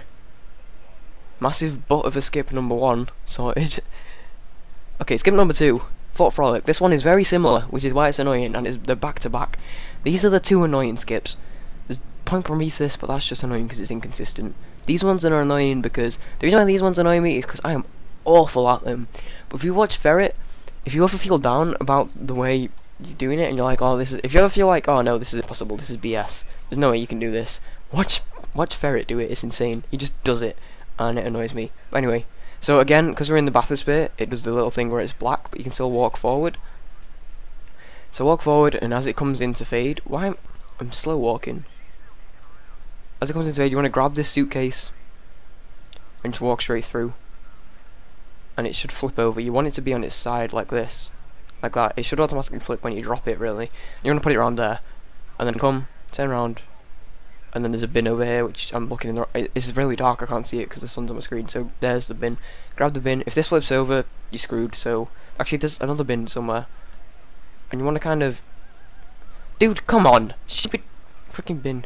There's another bin somewhere, I'm sure. Where is it? Don't let that bin. Be careful with that bin. Was that a splicer? It's been a while since I played this casually. I actually don't remember what happens here. There's a bin. You can use this bin too, but don't let it fall over. They don't fall over very often, but you got to be careful. So you want to put this on top of here. That should be fine.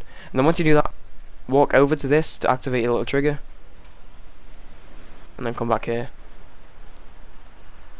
And then this positioning, you can move it if you go into crouch and then kind of tap. You can move it slowly and they won't fall over, but be careful about it. So what you do now, you jump up onto this bit. I usually wouldn't quick save here, but I'm gonna do it just for the sake of the tutorial. Jump onto this bit. You're gonna kind of go as far to the edge as you possibly can. Skip this guy as soon as he talks, and then you jump on the bin. Yep, okay. Again, this entire section has weird hitboxes, so you gotta be careful. Let me just. So you want to skip it so that the goal updated thing pops up, and that's when you're okay. Then you jump on the bin. Careful about it. When you're on the bin, this is what annoys me because the way Ferret does it, he just jumps on the bin and then jumps backwards without even looking, and it's like hop pop, and that's it. So then you jump on this bit on the corner of the timetable, and you should be up here. And then this is probably the awkward jump. Jumping on the bin's awkward because the bin moves a lot, But this one's awkward because the hit detection is weird. So you want to kind of jump onto this bit here, but you can jump on this little ledge. So you can jump straight up. So I'm on the ledge now. So, and then, but you basically want to end up on this bit.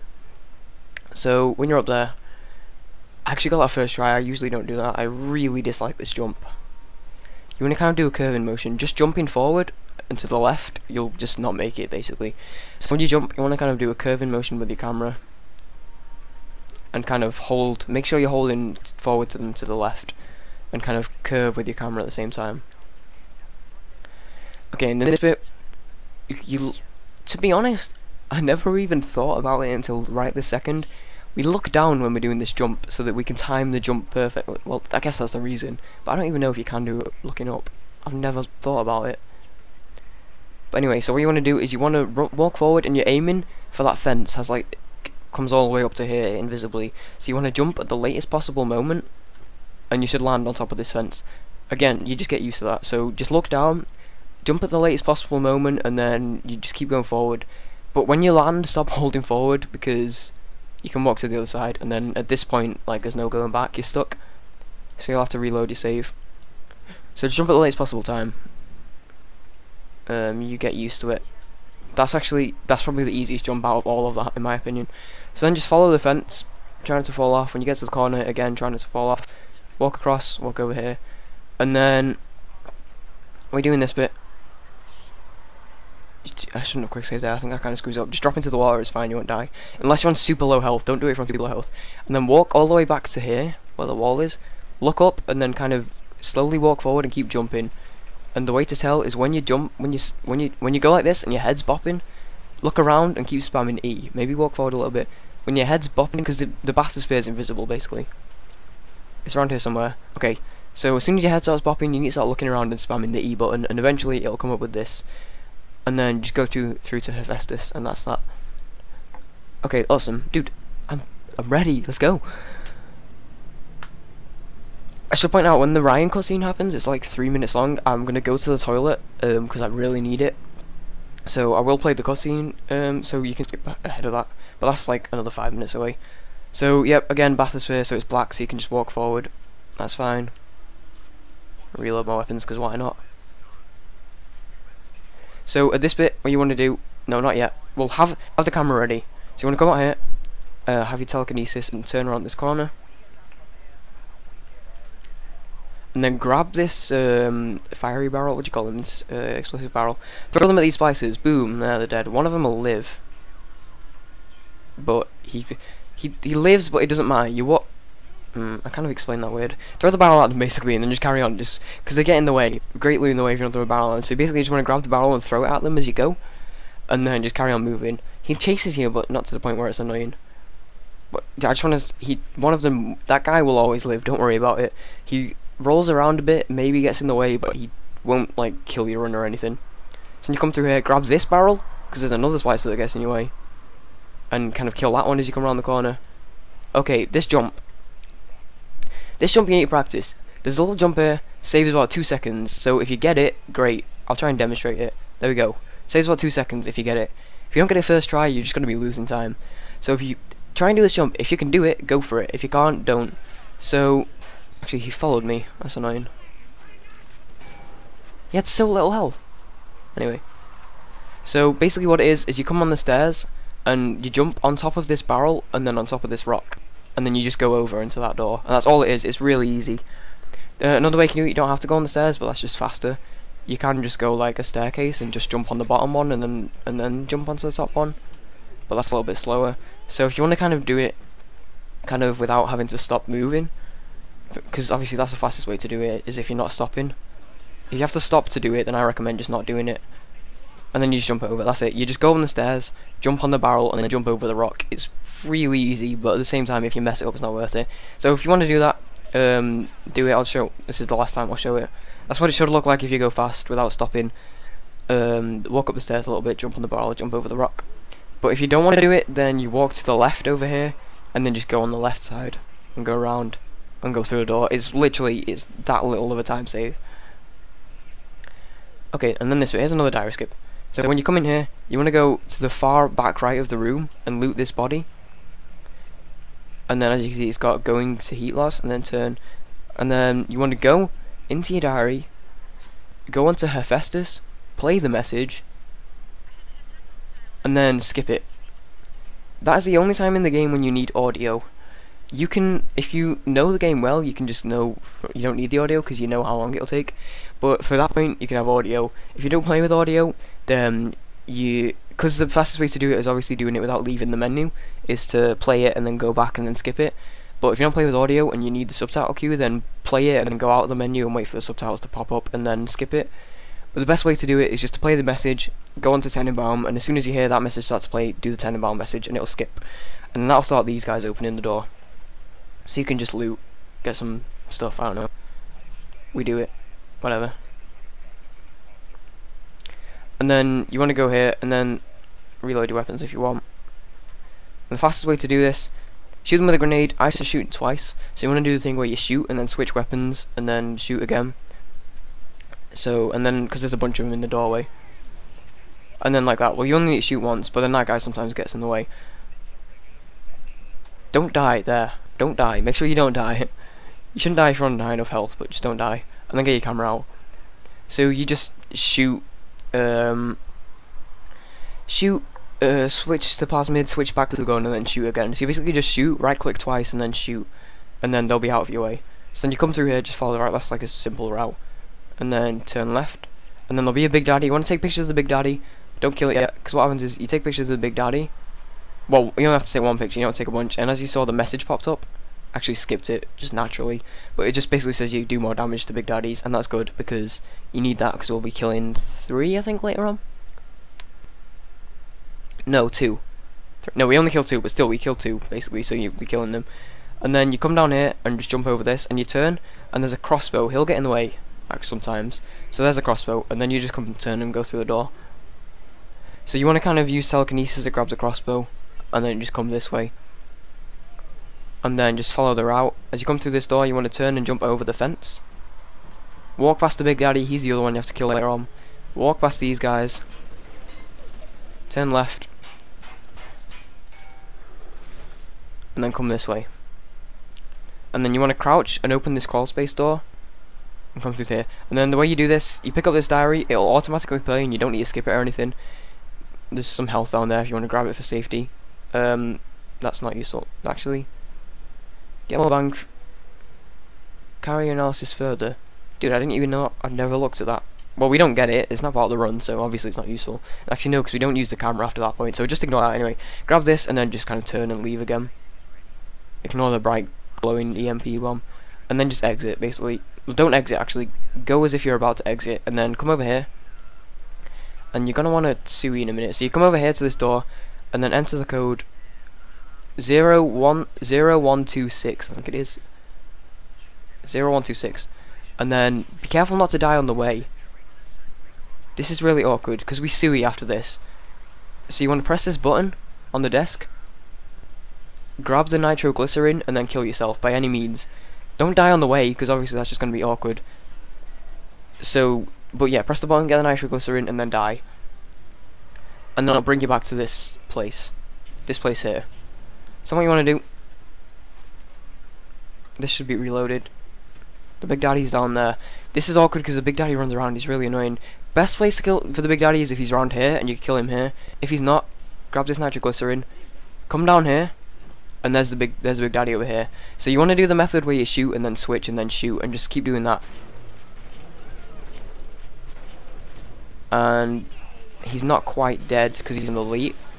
Okay, he's dead. So as you see, that should kill him. If it doesn't, just switch to your machine gun and finish him off. And then you want to just search him. And then down here there's the second kind of gel. Okay. He was an elite, so he didn't die from the shotgun shells. That should kill him usually though, from the shells, because of the damage thing you got before. So basically that's it. He'll either be there or further. So when you spawn in, if he's here, gotta kill these guys because they're annoying. Actually, I need my ammo. What am I doing? So if he's here, kill him here, and then walk over to this bit and grab the nitroglycerin there. If he's not here, grab the nitroglycerin, come down, and he should be down here. And then, so you just kill him, and then grab the nitroglycerin over there. And then you come back up here, and we head back the way we came, but we need to set up a SUI. So come back the way we came, get out of the way, begin to set up your Sui, because we suicide back to that spot to save us walking back. Set it up with Incinerate like I showed you before when you're walking. Don't die, don't die. Okay. And then you grab the cluster from him, and then just die. That guy will help you out, but at the same time, you might have to use Incinerate. Don't use Incinerate when you're in the water, because it doesn't work. Okay, then come out here. Turn. I feel like I'm forgetting something. Okay, so let me just check before I start explaining it again, because I always seem to forget. Hephaestus is my weakest spot. No, you don't. Okay. There's another. Basically, if you don't like grabbing those two gels, a different way to do this. There's 3. You only need 2 gels basically, but there's 3 total. So if the Big Daddy's here, then kill him and grab that one, and then go down there, grab that one. Okay. Let me think. Okay, right. Okay, if the Big Daddy's here, kill him, grab this gel, and then go and do the bit over there. That's how you want to do it. That's what you do with the Big Daddy's here. And then when you kill yourself and come back here, you come over here, and then you come down this staircase, and then grab this gel down here, and then grab that gel. So that's the second gel you want to grab.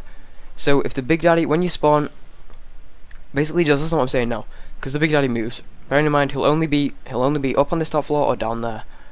Down there. If he's up here, kill him, grab that Incinerate, go and grab the cluster over there, and then grab the gel down there. If he's down here, kill him down here, and then grab the gel down here, because obviously it's slow to grab this one. There's no if he's not down here, there's no point in going down here to grab that gel, because it's faster to grab the other one. If he's already down here, then you may as well grab that gel because it's closer. So that's how it works. If the Big Daddy's down here, grab that gel, and then grab this gel, and then go over there. If the Big Daddy's up here, grab this gel, and then the second gel is over there. If you don't get that, send me a message and I'll re-explain it, because I explained that very poorly. But that's fine. So yeah, and then if you killed him over there, then obviously you just need to go back through this way. But if you didn't, then grab that gel. Grab this. You gotta kill that camera at some point. It really doesn't matter. But yeah. Okay, and then while you're walking through here, get your health up. Make sure your books are reloaded. Make sure you've got some frags in there, and then just come down here. Down here, turn. Because then we're gonna kill a second Big Daddy, who is here. And then he was already damaged, which he usually will be. And then grab his clusters. And then head back to the bomb. And then as you're coming back to the bomb, you want to grab the clusters from this guy as you walk past, and that's all you need.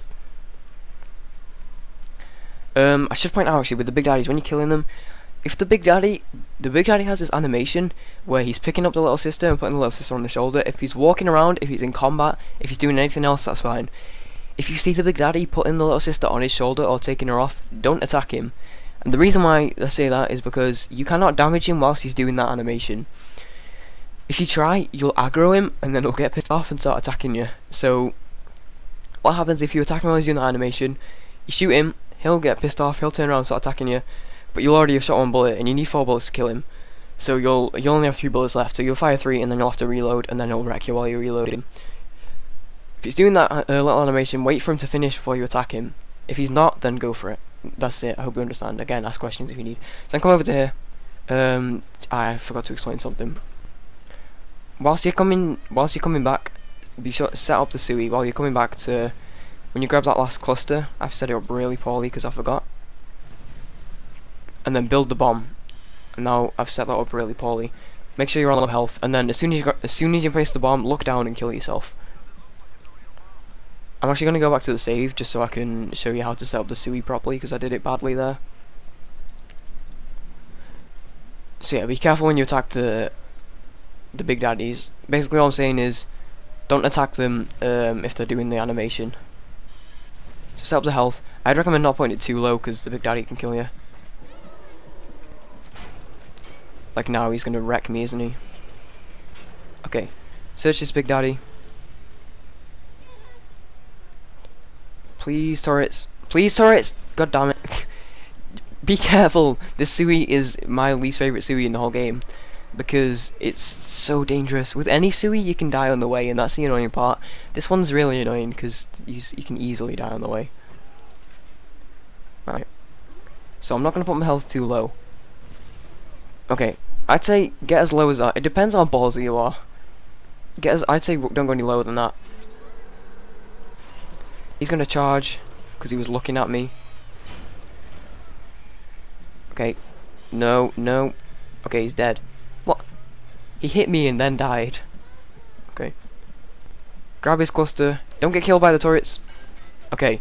This is right. This is fine. And then grab this cluster. So this is what you should be on. You want to kind of set it up. Turrets will do some damage to you. He'll do some damage to you. The best way is that you still have health at the end. And then you kill yourself as you're walking to the bomb. You shoot yourself as you walk to the bomb. So you're going to be on about this health. As soon as you place the bomb, look down. Set the floor on fire. Might take a second. It depends how well you've set it up. And then you'll teleport all the way back over to here. Be careful with that one. Be really careful with that one. Okay. So we have another skip. So you want to jump over this and come down to this level. If you're not already destroyed the camera, do it then. There's usually a guy around here. So you don't have to kill this guy, but I do because he annoys me. Jump on this desk. I'll quick save so I can show you. This is another skip, which is annoying. Jump on this desk, and you want to kind of walk against this wall and walk into the top book.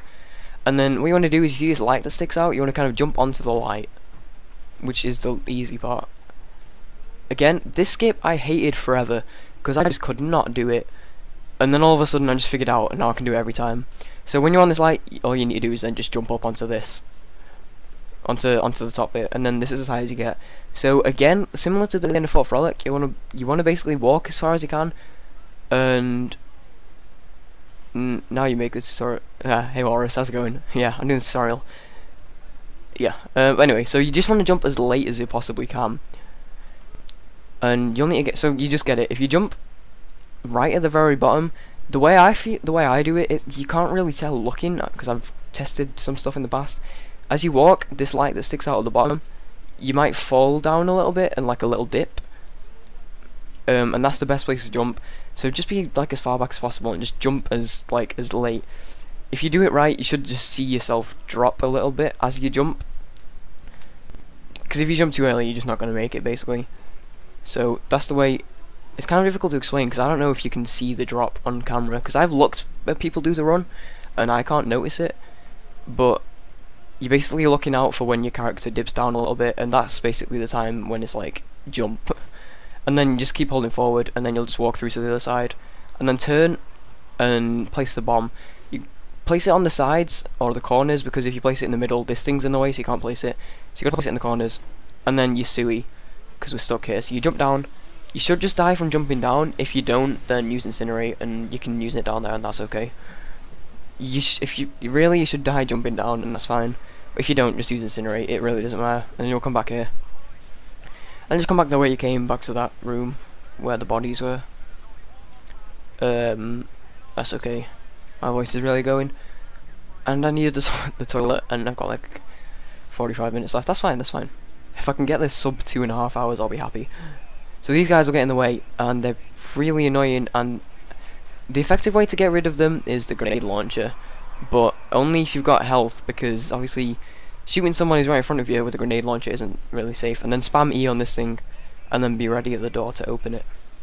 But yeah, so that guy will stand in the door, you just blow him up with a grenade, that's fine. Don't kill yourself. Come out here, activate this, and then just diary skip anything that's going on. And then come up and then hit your split. Awesome. So timing loads is always a difficult thing to do, but I'm actually, you see the without load screen thing at the bottom, that's actually for Skyrim, that removes the loads, which I just forgot to turn off. But I'm actually going to work on making a no loads timer for Bioshock, so, you know, hold out for that. I'll try and make something that'll time out loads by reading the game's memory, and it'll also auto split as well, but for now, just know where the splits are. So if you call back way back to Fontaine where you put your weapons away, if you take your weapons out, this is just kind of some shotgun ammo, so it doesn't matter. But if you didn't put your weapons away, then make sure you grab this shotgun. I just realised I completely forgot something. It doesn't matter, it's not a big deal. Something to remember in the office, this isn't important because I don't do it in the run, but sometimes what you'll want to do is, if some people prefer to have grenade damage to shotgun damage, or something like people prefer to have both. So if you're in the office, there's where you grab the desk. To the left, to the right is a nitroglycerin. To the left is a upgrade machine. So you can upgrade your grenade damage then if you want to. But I don't. Really, it only takes about 3 more seconds. So go for it. But I wouldn't recommend it. Okay, so this bit, Ryan will start talking. Skip what Ryan says. Don't skip what Atlas says because that'll soft lock it and you'll be stuck here. But skip what Ryan says. So this skip is gonna be difficult to show because it's pitch black in here. Basically, there's a staircase here. You want to jump on. This is all an invisible wall. You want to. I'm gonna quick save. I can't. Okay, because it's cutscene mode. Okay, there we go. You want to jump up onto this, and you should kind of float. And then you want to jump onto the side of this vending machine. Onto the side like this, and then the way you want to do it. I struggle with this skip because it's dark and I'm partially colorblind, so I can't really see what's going on. But the wall ends at about going across. You want to kind of jump over the wall like that. So I just jumped over it, and that's fine. And then, as you can see, I can't walk through now because there's an invisible wall. So I don't know if you guys can even see it, but you just jump up to this bit to the right of the staircase. There's the wall kind of sticks out a little bit, so it might push you off when you jump. But yeah, jump onto the vending machine, and then kind of try and jump over and go. When you jump, try and go to the side and go over the wall, and that's fine. And then what you want to do is you want to go up the staircase, just follow it up, and then get your pistol out, and then go into crouch mode here. And then as you come around the corner, shoot this little air vent so it comes off, and then just come through this door. Come out of crouch as well, because crouch is slow. And then you just want to follow this through, and then walk into the cutscene. And so the cutscene will happen. He'll talk for a little bit, and then don't kind of. If you're gonna go to the toilet, make sure there's a door to the right. Make sure you stand at that door because he'll open it and wait for you. If you don't, so yeah, go stand over here if you're gonna go to the toilet. I am gonna go to the toilet because I'm bursting, so I'll be back in a second. Just watch the cutscene.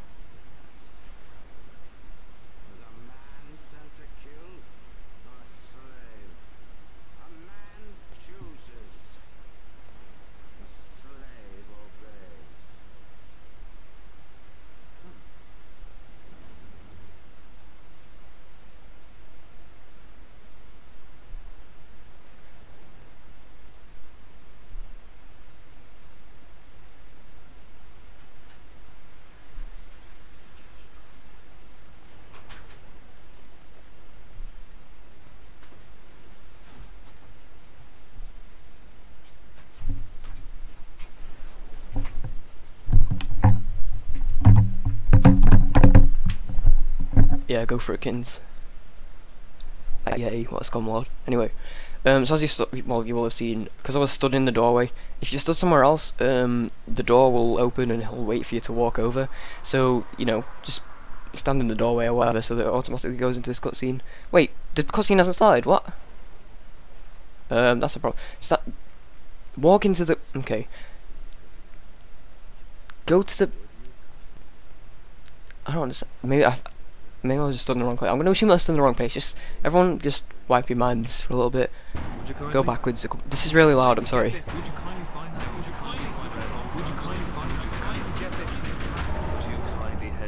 This is really loud. That bit's really loud for no apparent reason. But he'll be talking and talking and talking. When he goes over to the door, make sure that you're ready to walk into the cutscene because the cutscene won't start unless you walk into it. So don't lose stupid time there. The cat's back. Everyone panic! The cat's back! Anyway, everyone down on the ground. Give me all your kappa. This is my shot now. Well, you know, go for it. Give him all the kappa. Dude, that was a leap and a half from the cat there. Anyway. And then, if you're gonna go to the toilet, go to the toilet in this part of it and not the first part. I don't go to the toilet in cutscenes because I'm really slow. I'm bad at toileting. I only got the toilet in the Skyrim one because that's literally about 20.5 million years long. Can you hear the purring? I don't know if you guys heard that. I basically put the mic in the face. She was like, that was purring. Hello. Just chilling out, that's right. You just chill out there. It's a long cutscene. There's no way to skip it or anything. We tried.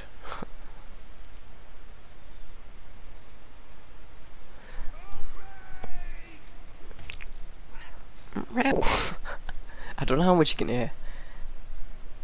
Because like I'm used to making my YouTube videos with my Blue Yeti, so you know you can hear anything in the room. But I don't know what my headset picks up. Okay, right. So you basically pick up that. You'll be looking down at the ground, so you want to kind of look up, and then just start walking. Dude, cat, stop it! She's rubbing against my hand.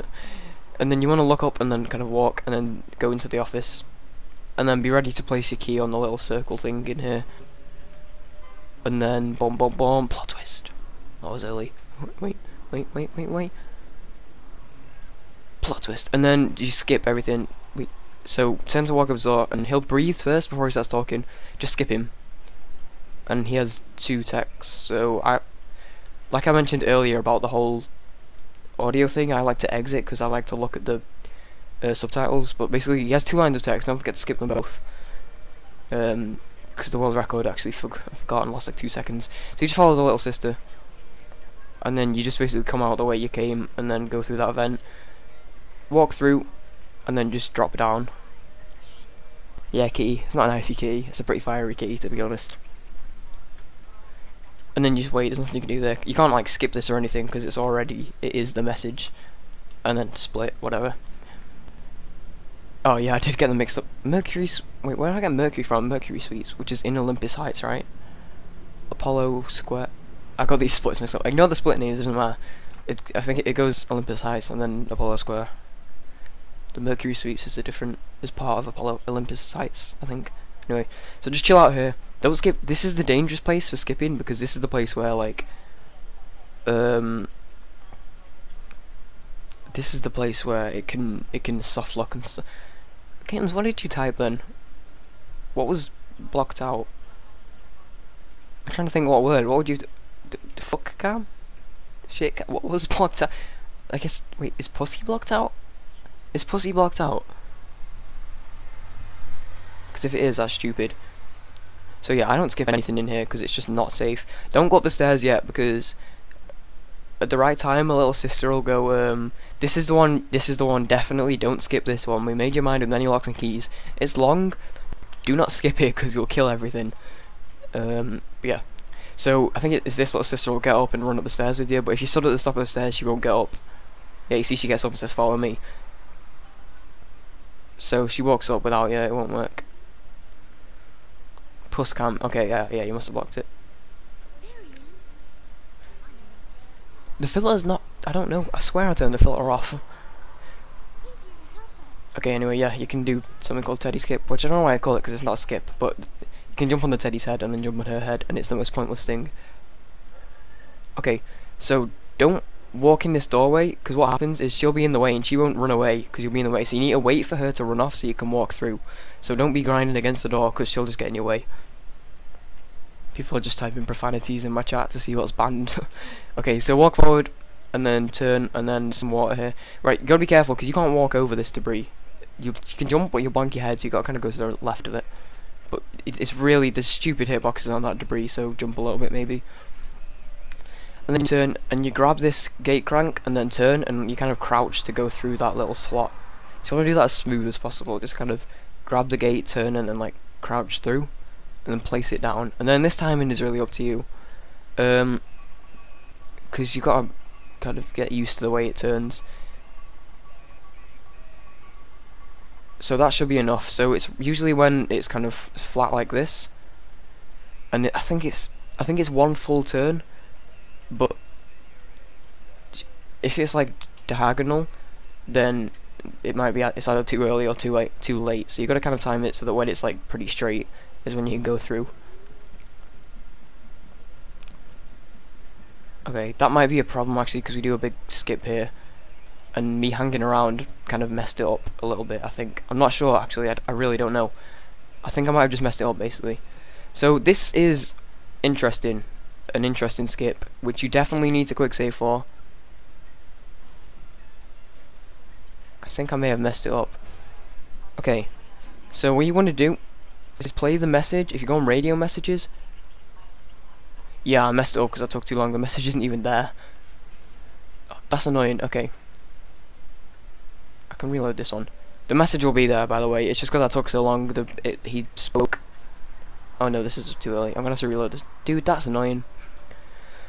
This is gonna take me like 5 minutes back. Ah, butts. So okay, I may as well explain it now. Whilst I've got to wait. It's because when you saw when it went boom and it was like, I just told your heart to stop beating or whatever, and it went all weird. That shouldn't have happened that early. It's because I spent a million years explaining stuff. So the messages got backed up and the one we need got deleted. So that's just what that happened, but that won't happen in your runs. That's just because I'm explaining. But basically what we do is we play the message called "Say Hi to Ryan" because it's the longest one, and we press the cutscene but then pull out. Kappa, clap, slash. Anyway, we play the cutscene and kind of pull out backwards, and then carry on, and it stores the loading screen basically. And then the reason I play "Say Hi to Ryan" is because it's the longest one, and it's the only one that gives us enough time to carry on with the mission. So we play that, pull out, and then we go down the hall and do all the strats that we need. And then when we're finished with all the strats that we need to do, we play a message and it teleports us back, so we don't have to walk back. And that's basically what that does. So what we do is we open the door and then walk backwards, and kind of play a message as we walk backwards, and that stores the cutscene. I messed it up because I took way too long explaining stuff. I'll try to do Teddy Skip for you guys. I messed it up. It has been like the theme of this. Yeah, there you go. I messed it up. I think you can get on ahead without the Teddy, but it's really freaking difficult. I've done it before. When she crouches, you can do it. Anyway, what am I doing? Okay, so walk through. Careful of the dodgy debris. Grab this. Come through. Okay, and then, like I said, one full turn. Should do the trick. Keep an eye on the one you want. One full turn, and then the next time it straights out like that. So it's technically a turn and a quarter, really. Would be a better way to explain it. So 1 1/4 full turns. There's a Big Daddy there. He's not normally there. I'll just walk past him, whatever. He's usually further back. And then I like to just get rid of that turret and get rid of this kid. Okay, so I'm gonna quick save. Dude, I may have just messed it up again. And then you do that thing where you kind of walk backwards. Okay, say hi to Ryan. This is why we quick save. That is actually kind of difficult because of the way that the thing is. So press it, pull backwards, and then you should come out like that. That's probably a way better way of showing to do it. And then play say hi to Ryan, and then you're out. And as you can see, we're not going through to the next area. That's probably the best way to show it. So line up, make sure you quick save, and then do it like you do in Point Prometheus. Press E, and then once you're out, then go into your things, and then play say hi to Ryan. Okay. And then just carry on with the mission. That's how you do it. That is how you go. So that's basically it. It's step by step. But again, just ask questions in the comments if you want. Walk backwards, press E, get out. That's actually really easy to get out. It's not as anywhere near as difficult as the other one where you have to walk backwards. But yeah, so you basically just press E as you're walking backwards and walk out, and then just play say hi to Ryan, and then just follow this route. This is again just routing stuff. Set fire to this guy trying to play a trick on me. You can kill these splicers if you want. Like I blow that guy up because he sometimes gets in the way. Jump over this. It's got a stupid hitbox, so be careful. Try and stay to the edge, but do jump over it instead of going around it. I set fire to splicers so they get out of my way. Okay, and then just follow this route. Go left here. Go through here. Jump over this, and then this is kind of awkward, this bit. So you want to come over here, grab this mind control antidote thing, message, play that. So you want to play the mind control thing, and then play any radio message. Just play one from like the middle of there. So make sure to play the mind control one, but don't come out of the menu, just play something random. After you've played the mind control one, just go into your radio messages and play something from the middle. and that's basically it. And then you want to type in the code 5755. It's quicker to go from this side really. 5744. And then you click done, and then this will open, and then you take a lift up. So yeah, so when you go in there, follow the route, grab that tape, play the tape, and then instantly you should go back into the radio messages and play something from the middle. It doesn't matter because I'll just cycle through. Actually, I think you should play something anyway, and then just come through here. I shoot this just in case. Well, not just in case, it doesn't really matter. Shoot the polar bear. Because Ferret does it, so it must be fast. Kappa? Kipo? Kappa? I don't know. Yeah, just follow this route, and then come over to it, and then you want to pick up this lot 132, 192 even. So as you can see, I'm ready to pick it up now. It's going to let me pick it up, right? Sometimes it doesn't do that. It'll just, you'll look at it, and if you have artistic dialogue on or whatever it's called, it'll just say mysterious liquid. We won't be able to pick it up. So what you want to do, if you're able to pick it up, just press E, and then just play a random message, and you'll teleport. If you're not able to pick it up, play a random message first, and then spam E. So I picked it up now, and then I'll just go into my diary thing, and just play like a random message, and I will teleport back. What? And I will teleport back. Dude, what? There we go. Play the Tenenbaum one. And as you can see, I teleported back. Okay, explain that really poorly. So I'll reload the tape again. It just depends on whether you're able to pick it up or not. It depends on what message you play. If you always play the same message, it'll always be the same way for you. But yeah, so I'll just reload my quick save. I'm so glad we're near the end. My throat is dead.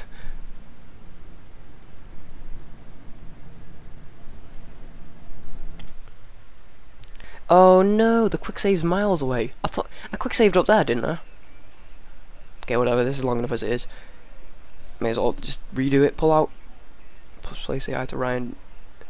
Because this is actually kind of a complex bit, which took me a while to figure out. It's not that complex, really. It just kind of, I'm bad at figuring. But yeah, just follow the route. So basically, if the lot 192 is glowing and you're able to take it, and then play the Tenenbaum message, and it'll teleport you back. If it's not glowing and you're not able to take it yet, play a Tenenbaum message first and then take it. Because when you play a Tenenbaum message, it'll fade before you go into the loading screen. So you just pick it up whilst it's fading, and that's all it is. Yeah, you see, I got the security alert now, but it really doesn't mean much.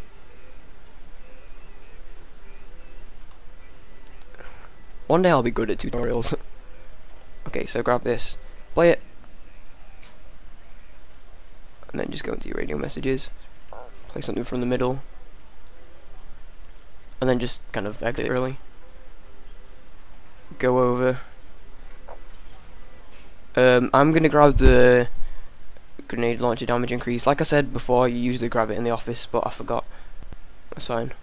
So 5, and then go from this side to get 7, and this side 5744, right? I'm forgetting the code. And this side to get 4. Okay, 5744 basically. I'm bad at typing. Not fair.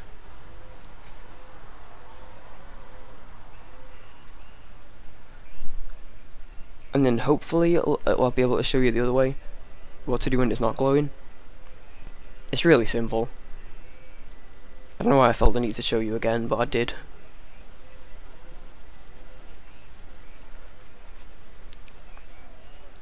Go through the door. Shoot the polar bear because it's fast.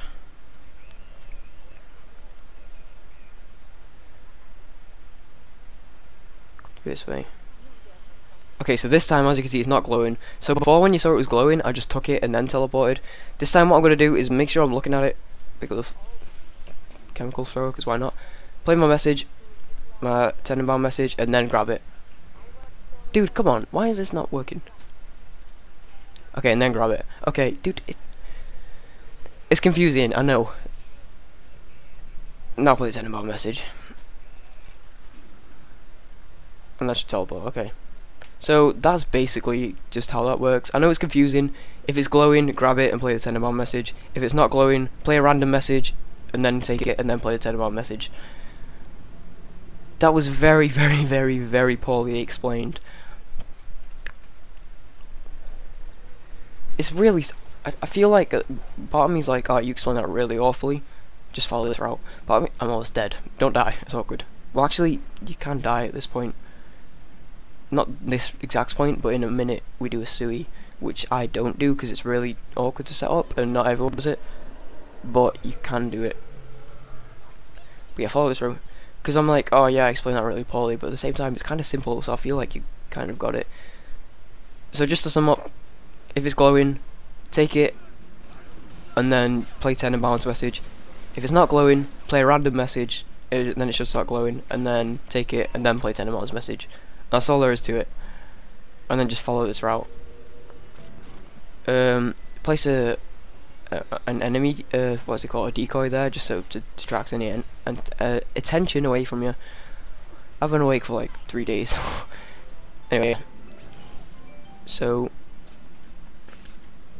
do some damage to yourself, and then just again follow this route, and then you take the second lot of 132, 192, second lot of lot 192, and then you can sui at this point, which I don't because it's awkward and not that fast.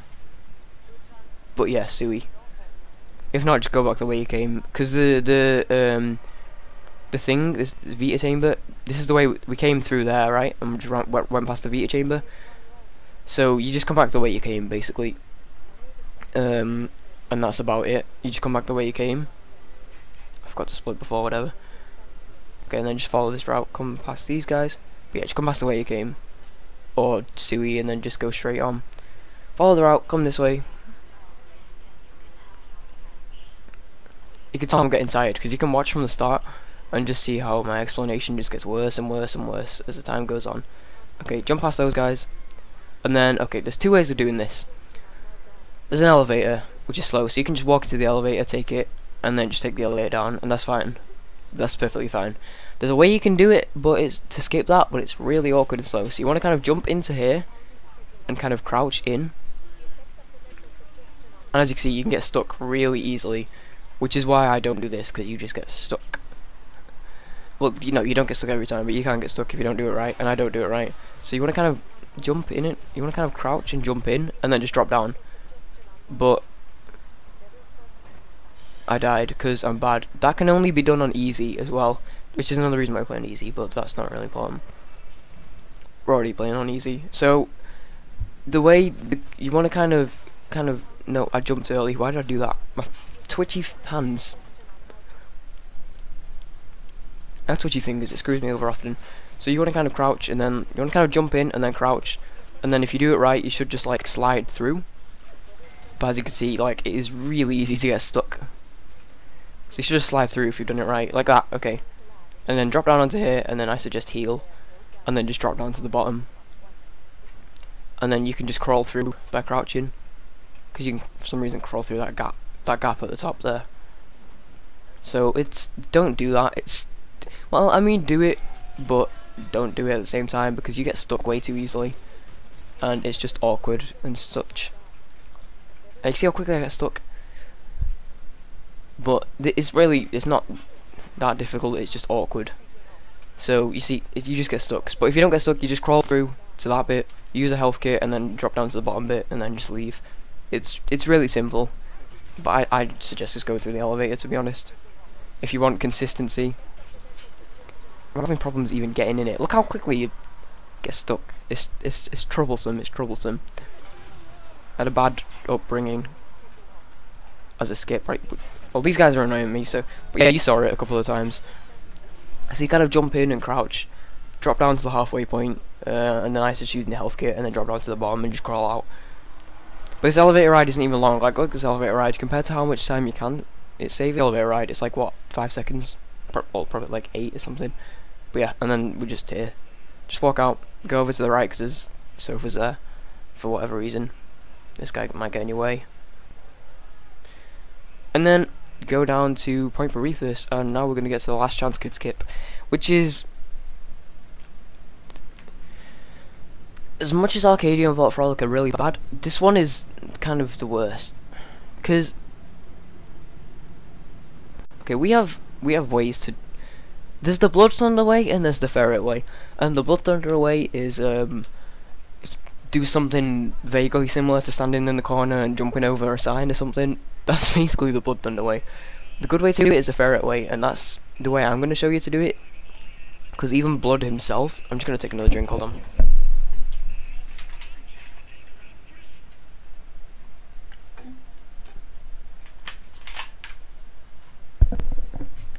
The Blood, because even Blood himself has admitted that it's really not consistent his way to do Ferret's way. But even Ferret's way doesn't seem entirely consistent, and that's the problem with this skip. So you should follow this route. We're going to have to kill these turrets, so what you want to do is have your grenade launcher out and reload it if it's not already reloaded. Sometimes you might not have enough ammo, so you should really, but we're just going to do that trick that I explained about how you shoot and then switch. And one will blow up and it should kind of just destroy the other one. So yeah, basically they just both got destroyed there. Okay, so this is the skip, right? So quick save. So you use a shotgun because that's the best way to line it up. The Ferret way, you should quick save here. I quick save first before, just in case I accidentally trigger it. The Ferret way to do it is you want to get as central as possible. I find that going a little bit to the right is a little bit better. So basically, the only way, and Ferret said this and Blood Thunder said this, the only way to properly explain it is to say try and get as central as possible, like as centrally as you possibly can, and then go a little bit to the right. And then what you want to do, you see that sign on the ground in front, when you walk in, as you see it kind of touch the bottom of your screen, you jump, and then you jump over the sign. And then if you get stopped and your camera starts to be controlled, that means you've not got it.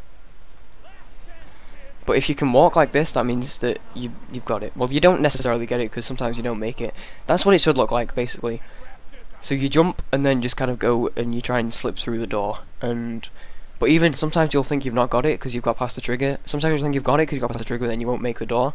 So it's kind of inconsistent. So basically, look at this. Look at how it is. I will pull out this thing and show you that there's like a line. If I look in, so there's like this thing here, the pole which is get central, but you can see like the white lines to the left of it.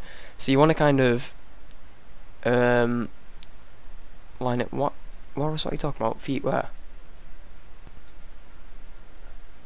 Well, I'm just going to let Walrus be Walrus. So this is what it should look like. Basically, kind of, you can see that it's really centered, but at the same time, you can kind of see how I'm to the right, and you're just going to kind of mimic that. And then as the screen touches, as the sign touches the bottom of your screen, that's when you jump, and then you should just kind of get boosted through here. It's a massive problem. It's annoying, but oh, he's talking about Nightbot. Oh yeah, okay. I'll talk to my chat in a bit. But yeah, so as the bottom of the sign touches your screen, you just kind of walk, and then if you want to make it, you've got to jump over the pillar because you can't go around it fast enough. So if you get the setup right, it's kind of consistent. I didn't get it then, but it's you know, you can get it pretty consistent this way. I jumped way too late then. You've also got to get the timing of the jump right. But Jan, have you been here the whole time? I'm assuming I've just been kind of on in the background, maybe muted even in another tab, but still, thanks for being here. So you jump over this. Yeah, jump over the pillar and just make it through. And then that's basically it. Just get as central as possible, go a little bit to the right, and just jump as the bottom of the sign hits the bottom of your screen, and then just kind of go over. This is probably one of the worst skips in any game ever, but whatever, that's fine. So just come over here, and then just go through here. If Tenenbaum's talking, skip her with her own message. But usually, because I have stopped there, she started talking, but actually if you just go straight through, she won't actually get a chance to start talking. Split. So you won't have to skip there, but if she is talking, that means you're doing something wrong. But anyway, just skip it, that's fine. How many frames I got for this? What do you mean? Like for this stream, I've only been, I don't know, I've been streaming for like 4 hours. I can check for you. Frames encoded 321,000, but that includes about an hour and a half of streaming before this. Okay, so now what you want to do is pull out your wrench, and as you walk past, you want to hit this so that you summon the little woman, whatever she called, little sister. Grab some stuff. I like having the shotgun as a backup. There's some books back there, because as you saw, I only had 2 books in Point Prometheus. There's some books there. This is where telekinesis is useful, because if you pick up a body and throw it at someone, it insta-kills him. So that's the main source of combat for this. But I like to have the shotgun as a backup in case I missed them. I've been in most of the time except from when I went to make lunch and shit. Okay. Alright, okay, that's awesome. Okay, so this little system manipulation, I don't know what the deal is with this. So you wanna kind of jump and kill that over here. Because Blood Thunder said there isn't a way to manipulate them, you've just got to deal with it. That doesn't make any sense. Ferret said that there is a way to manipulate them, but he doesn't know how to do it yet, and he's working on it. But then people are saying that there is a way to do it. I don't know if there's a set way to do it. Basically, sometimes she runs, sometimes she walks. What I find is that running away from her doesn't make her speed up. You want to kind of stick close to her. Okay, so this first one we don't have a body yet, so you're gonna have to... I missed. Do your little trick to kill this one, and then there you've got a body. So you collect proxy mines, you only need 6, and as you see I got 4 then. The timing for the trick isn't that, like, it's not like frame perfect or anything. It's pretty broad, to be honest. Okay. Basically, you just want to kind of go through this at a reasonable pace. Don't try and run off to try and get her to go faster. I only have 1 shot left, really. Don't try and run off to make her go faster. Don't try and kind of do anything particular. That's basically the advice I got. Where'd my body go? Don't lose your body either. Because we're right at the end of the game, so these guys have a lot of health. No, don't heal yourself! Okay. So yeah. This bit, I was focusing on the thing. So that bit, when you get to the first body, Tenenbaum will start talking, skip her, and then that'll cause the enemies to spawn. And then they'll come from the end of that corridor, and they'll come from the end of the corridor to the left as well. But they come one at a time, so just kind of go back and forward, looking for them. Just don't let little sister die. You can, if she dies, you can just spawn another one, but that's slow. So, you know, it's... I could say it doesn't matter if she dies, but it does waste you some time, so don't let her die. It does matter that she dies, but for the wrong reasons, basically. But she has a lot of health, actually. So she's done now. She'll shout at you when she's done, but this one's... Actually, this is really bad, because she's being slow and she's not talking. Where'd my body go? So... people are working on getting the manipulation consistent, and when it's figured out, I am gonna make a separate tutorial just for proving grounds just to show how to do it, unless anyone else makes one, because then there's no point in having 2. But hold on, let me reload. I'll kill you in a second, dude. Whoa, it's a flamethrower one. Didn't even know. For now, you just gotta deal with her being just massive cock end. What is she doing? Fortunately, this is a tutorial, so it doesn't matter. The worst part about it is that she calls you a slowpoke sometimes, and it's really annoying because she's walking around. Anyway, let me get her body. There we go. So as you can see, I've already got the maximum proxy mine, so it doesn't matter. So again, you can skip that, but I usually don't react fast enough to skip it, but you can skip that, that's fine. It's mainly the first one that you need to skip, because she speaks for like 12 seconds or something, so you really need to skip the first one. That one's only a few seconds though. But yeah, so just kill these guys as they come. There's no certain amount or anything, you just gotta keep doing it. Try to slap her with an object that you find in a room, kind of like we do in Half-Life 2, but bonk her on the head. I try bonking her on the head as she walks. I'm pretty sure this game was made in Source, to be honest. Like, I'm pretty sure. I'll bonk her on the head. See, she's running now. Because sometimes, like, she'll just run the whole way. This bonking thing isn't working. Okay, so then she'll get to this door. When you get to this door, pull out your thing and then press B by default and switch to your proxy mines. Because you have time while you're standing around. Okay, this bit. Right, let me quick save. What you want to do for this bit? You're gonna lose some speed. Let me just... That's a small dose here. You walk backwards basically for this bit. Jump if you're going super slow. So at first you'll be going slow and just jump, and then you'll get your speed back. And then you've got to be careful because you can actually, if you go too far back, you get stuck in this little alcove in the wall. So basically just jump backwards and backwards until you get your speed, and then just walk like normal. But yeah, she's in the... I can't see anything. I'm stuck in a wall. What's going on? Get out of my way! Stop! That is the worst place to go out. But yeah, so you need to kill this turret as well. Over here. The turret we killed back at the start is the one over there. So that's why we kill it back at the start, because it just makes things so much more convenient. But yeah, so when you get to this side, kill that turret, so that she doesn't cower in your way. But yeah, so just walk backwards. And jump until you get your speed, and then as soon as you get your speed, just carry on walking. I need a body here. She's running off now. And then this is water, so the usual. I keep I have no idea where she is, so I don't care. Like, dude, jump scare much. Get in my face. That should have deactivated actually, because I killed its owner. But yeah, just kill stuff. You just gotta learn like where the turrets are and stuff. Not much to it. It's kind of just like route learning. Like that guy has 6 proxy mines on him. So there's a turret at this guy. There's also this area is pretty broken because like that security camera isn't gonna see you. The turret there doesn't work. Someone give me a body.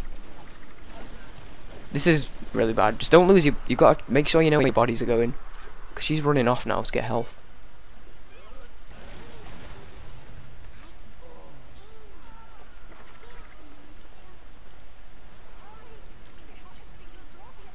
I don't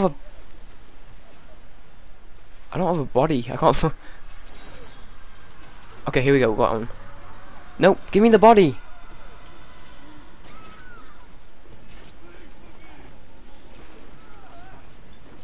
This one they can come from 3 directions. Time to go. Well, I can't freaking. Give me the body. This.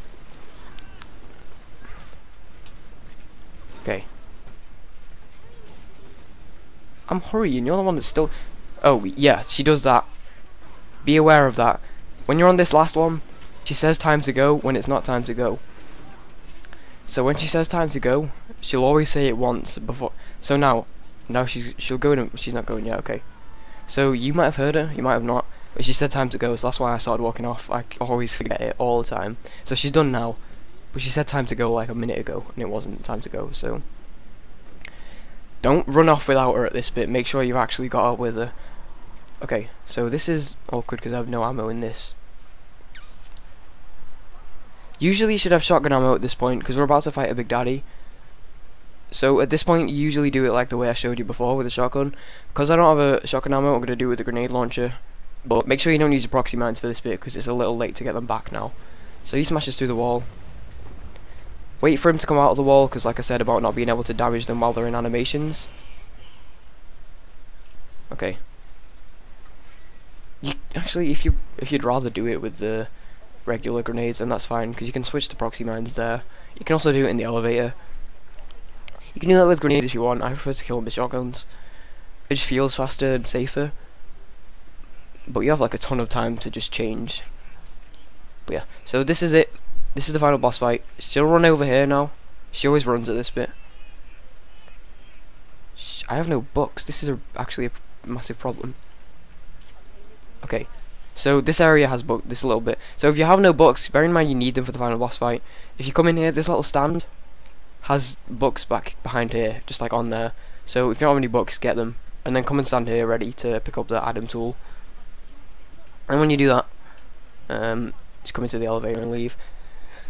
This has been a really oh, dude, I can't talk. A really sloppy ending to the tutorial, and I'm sorry about that because split there. I don't know. This has just been a really poor ending. I kind of got worse and worse explaining as time went on, but yeah, it's just the final cutscene. So what we do, there's no point in skipping any of this because you got to do the elevator no matter what, and it auto saves at the top, so you don't need a quick save. Oh, well, you can if still to go to the menu. So we place down 2 proxy mines by shooting and then doing the weapon switch, and shooting another one, and then we walk forward and stab him, and then I'll show you where you place them. I am going to quick save just for the sake of the tutorial. But I'll show you where to place them. I can't quick save here. So you want to place them, as you can see there's like a dip here, you want to place them like at the bottom of this little area. So somewhere in that rough area is where you want to place them, like there, basically. And then switch to your shotgun, and then you run forward, you stab him, and then he'll jump out and land, and all he needs is one more shotgun shot. As you can see, he gets hit, and then you shoot him once with a shotgun, and then that should put him down. And then you switch back to your gun, place him down again. You got to be careful. I like to wait for him to teleport back before I place him, because sometimes he sets them off early, and then you're screwed because you only have 6. Like now, I could potentially place him down and he'll set them off early. Also, if you're not fast enough, the enemies that he spawns will set them off, which is also annoying. But yeah, so that's basically it. You just place the proxy mines down at the bottom of that thing, shoot him. He always goes to the left there, and then time ends as soon as you hit him. Yeah, because that's the last input, and then it goes into a cutscene.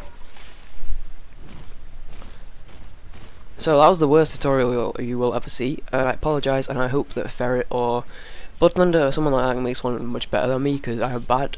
So feel free to make one better than me if you get good at the game. Okay, like I said, I'm going to make a video at some point, or a stream or whatever, to show the Proving Ground strats, because we really need some, because of the fact that you can lose a run. To lose a run that far in is really annoying, so yeah, but I'm just going to show you this. That's basically tutorial over, but I really just want to show you exactly where you place them. Well, there's no exact place. So you just place them like around here. It's really broad, like there's kind of just like on this corner somewhere. Like around there does the trick. They have a pretty wide perimeter as well. And that one will blow up and set off that one. So just in that general area. And then he'll land, get hit by them, and he'll always go to the left. He won't go to the right or forward, he'll always go to the left. So make sure you hit him there. And then that's about it. And then you just do that 3 times. And then as soon as you go up to him and press E for the final hit, that's it over. So yeah, so he gets hit by it, and as you can see he goes to the left, and then just switch. I'll try and demonstrate him setting them off early. Okay, no, I don't know, I just like to be careful. It's not like he does it every single time, but he can set them off early sometimes, so you just gotta be careful. As you can see he goes to the left. Sometimes he goes further to the left than others, sometimes he barely even moves, but it's always to the left, never in any other direction, so just be aware of that. But yeah, that's about it. So yeah, there's not much else to it. And then time just ends now, basically. But yeah, so that has been Bioshock 1. I apologise about a lot, really. The fact that I'm terrible at explaining stuff. The fact that I'm actually really good at I can really properly explain Proving Grounds. But you can try speaking to Ferret or Blood about that when they stream. I just didn't really get much out of them, to be honest, but people are working on it, that's fine. Video, I'll install your drivers in a bit, don't worry about it.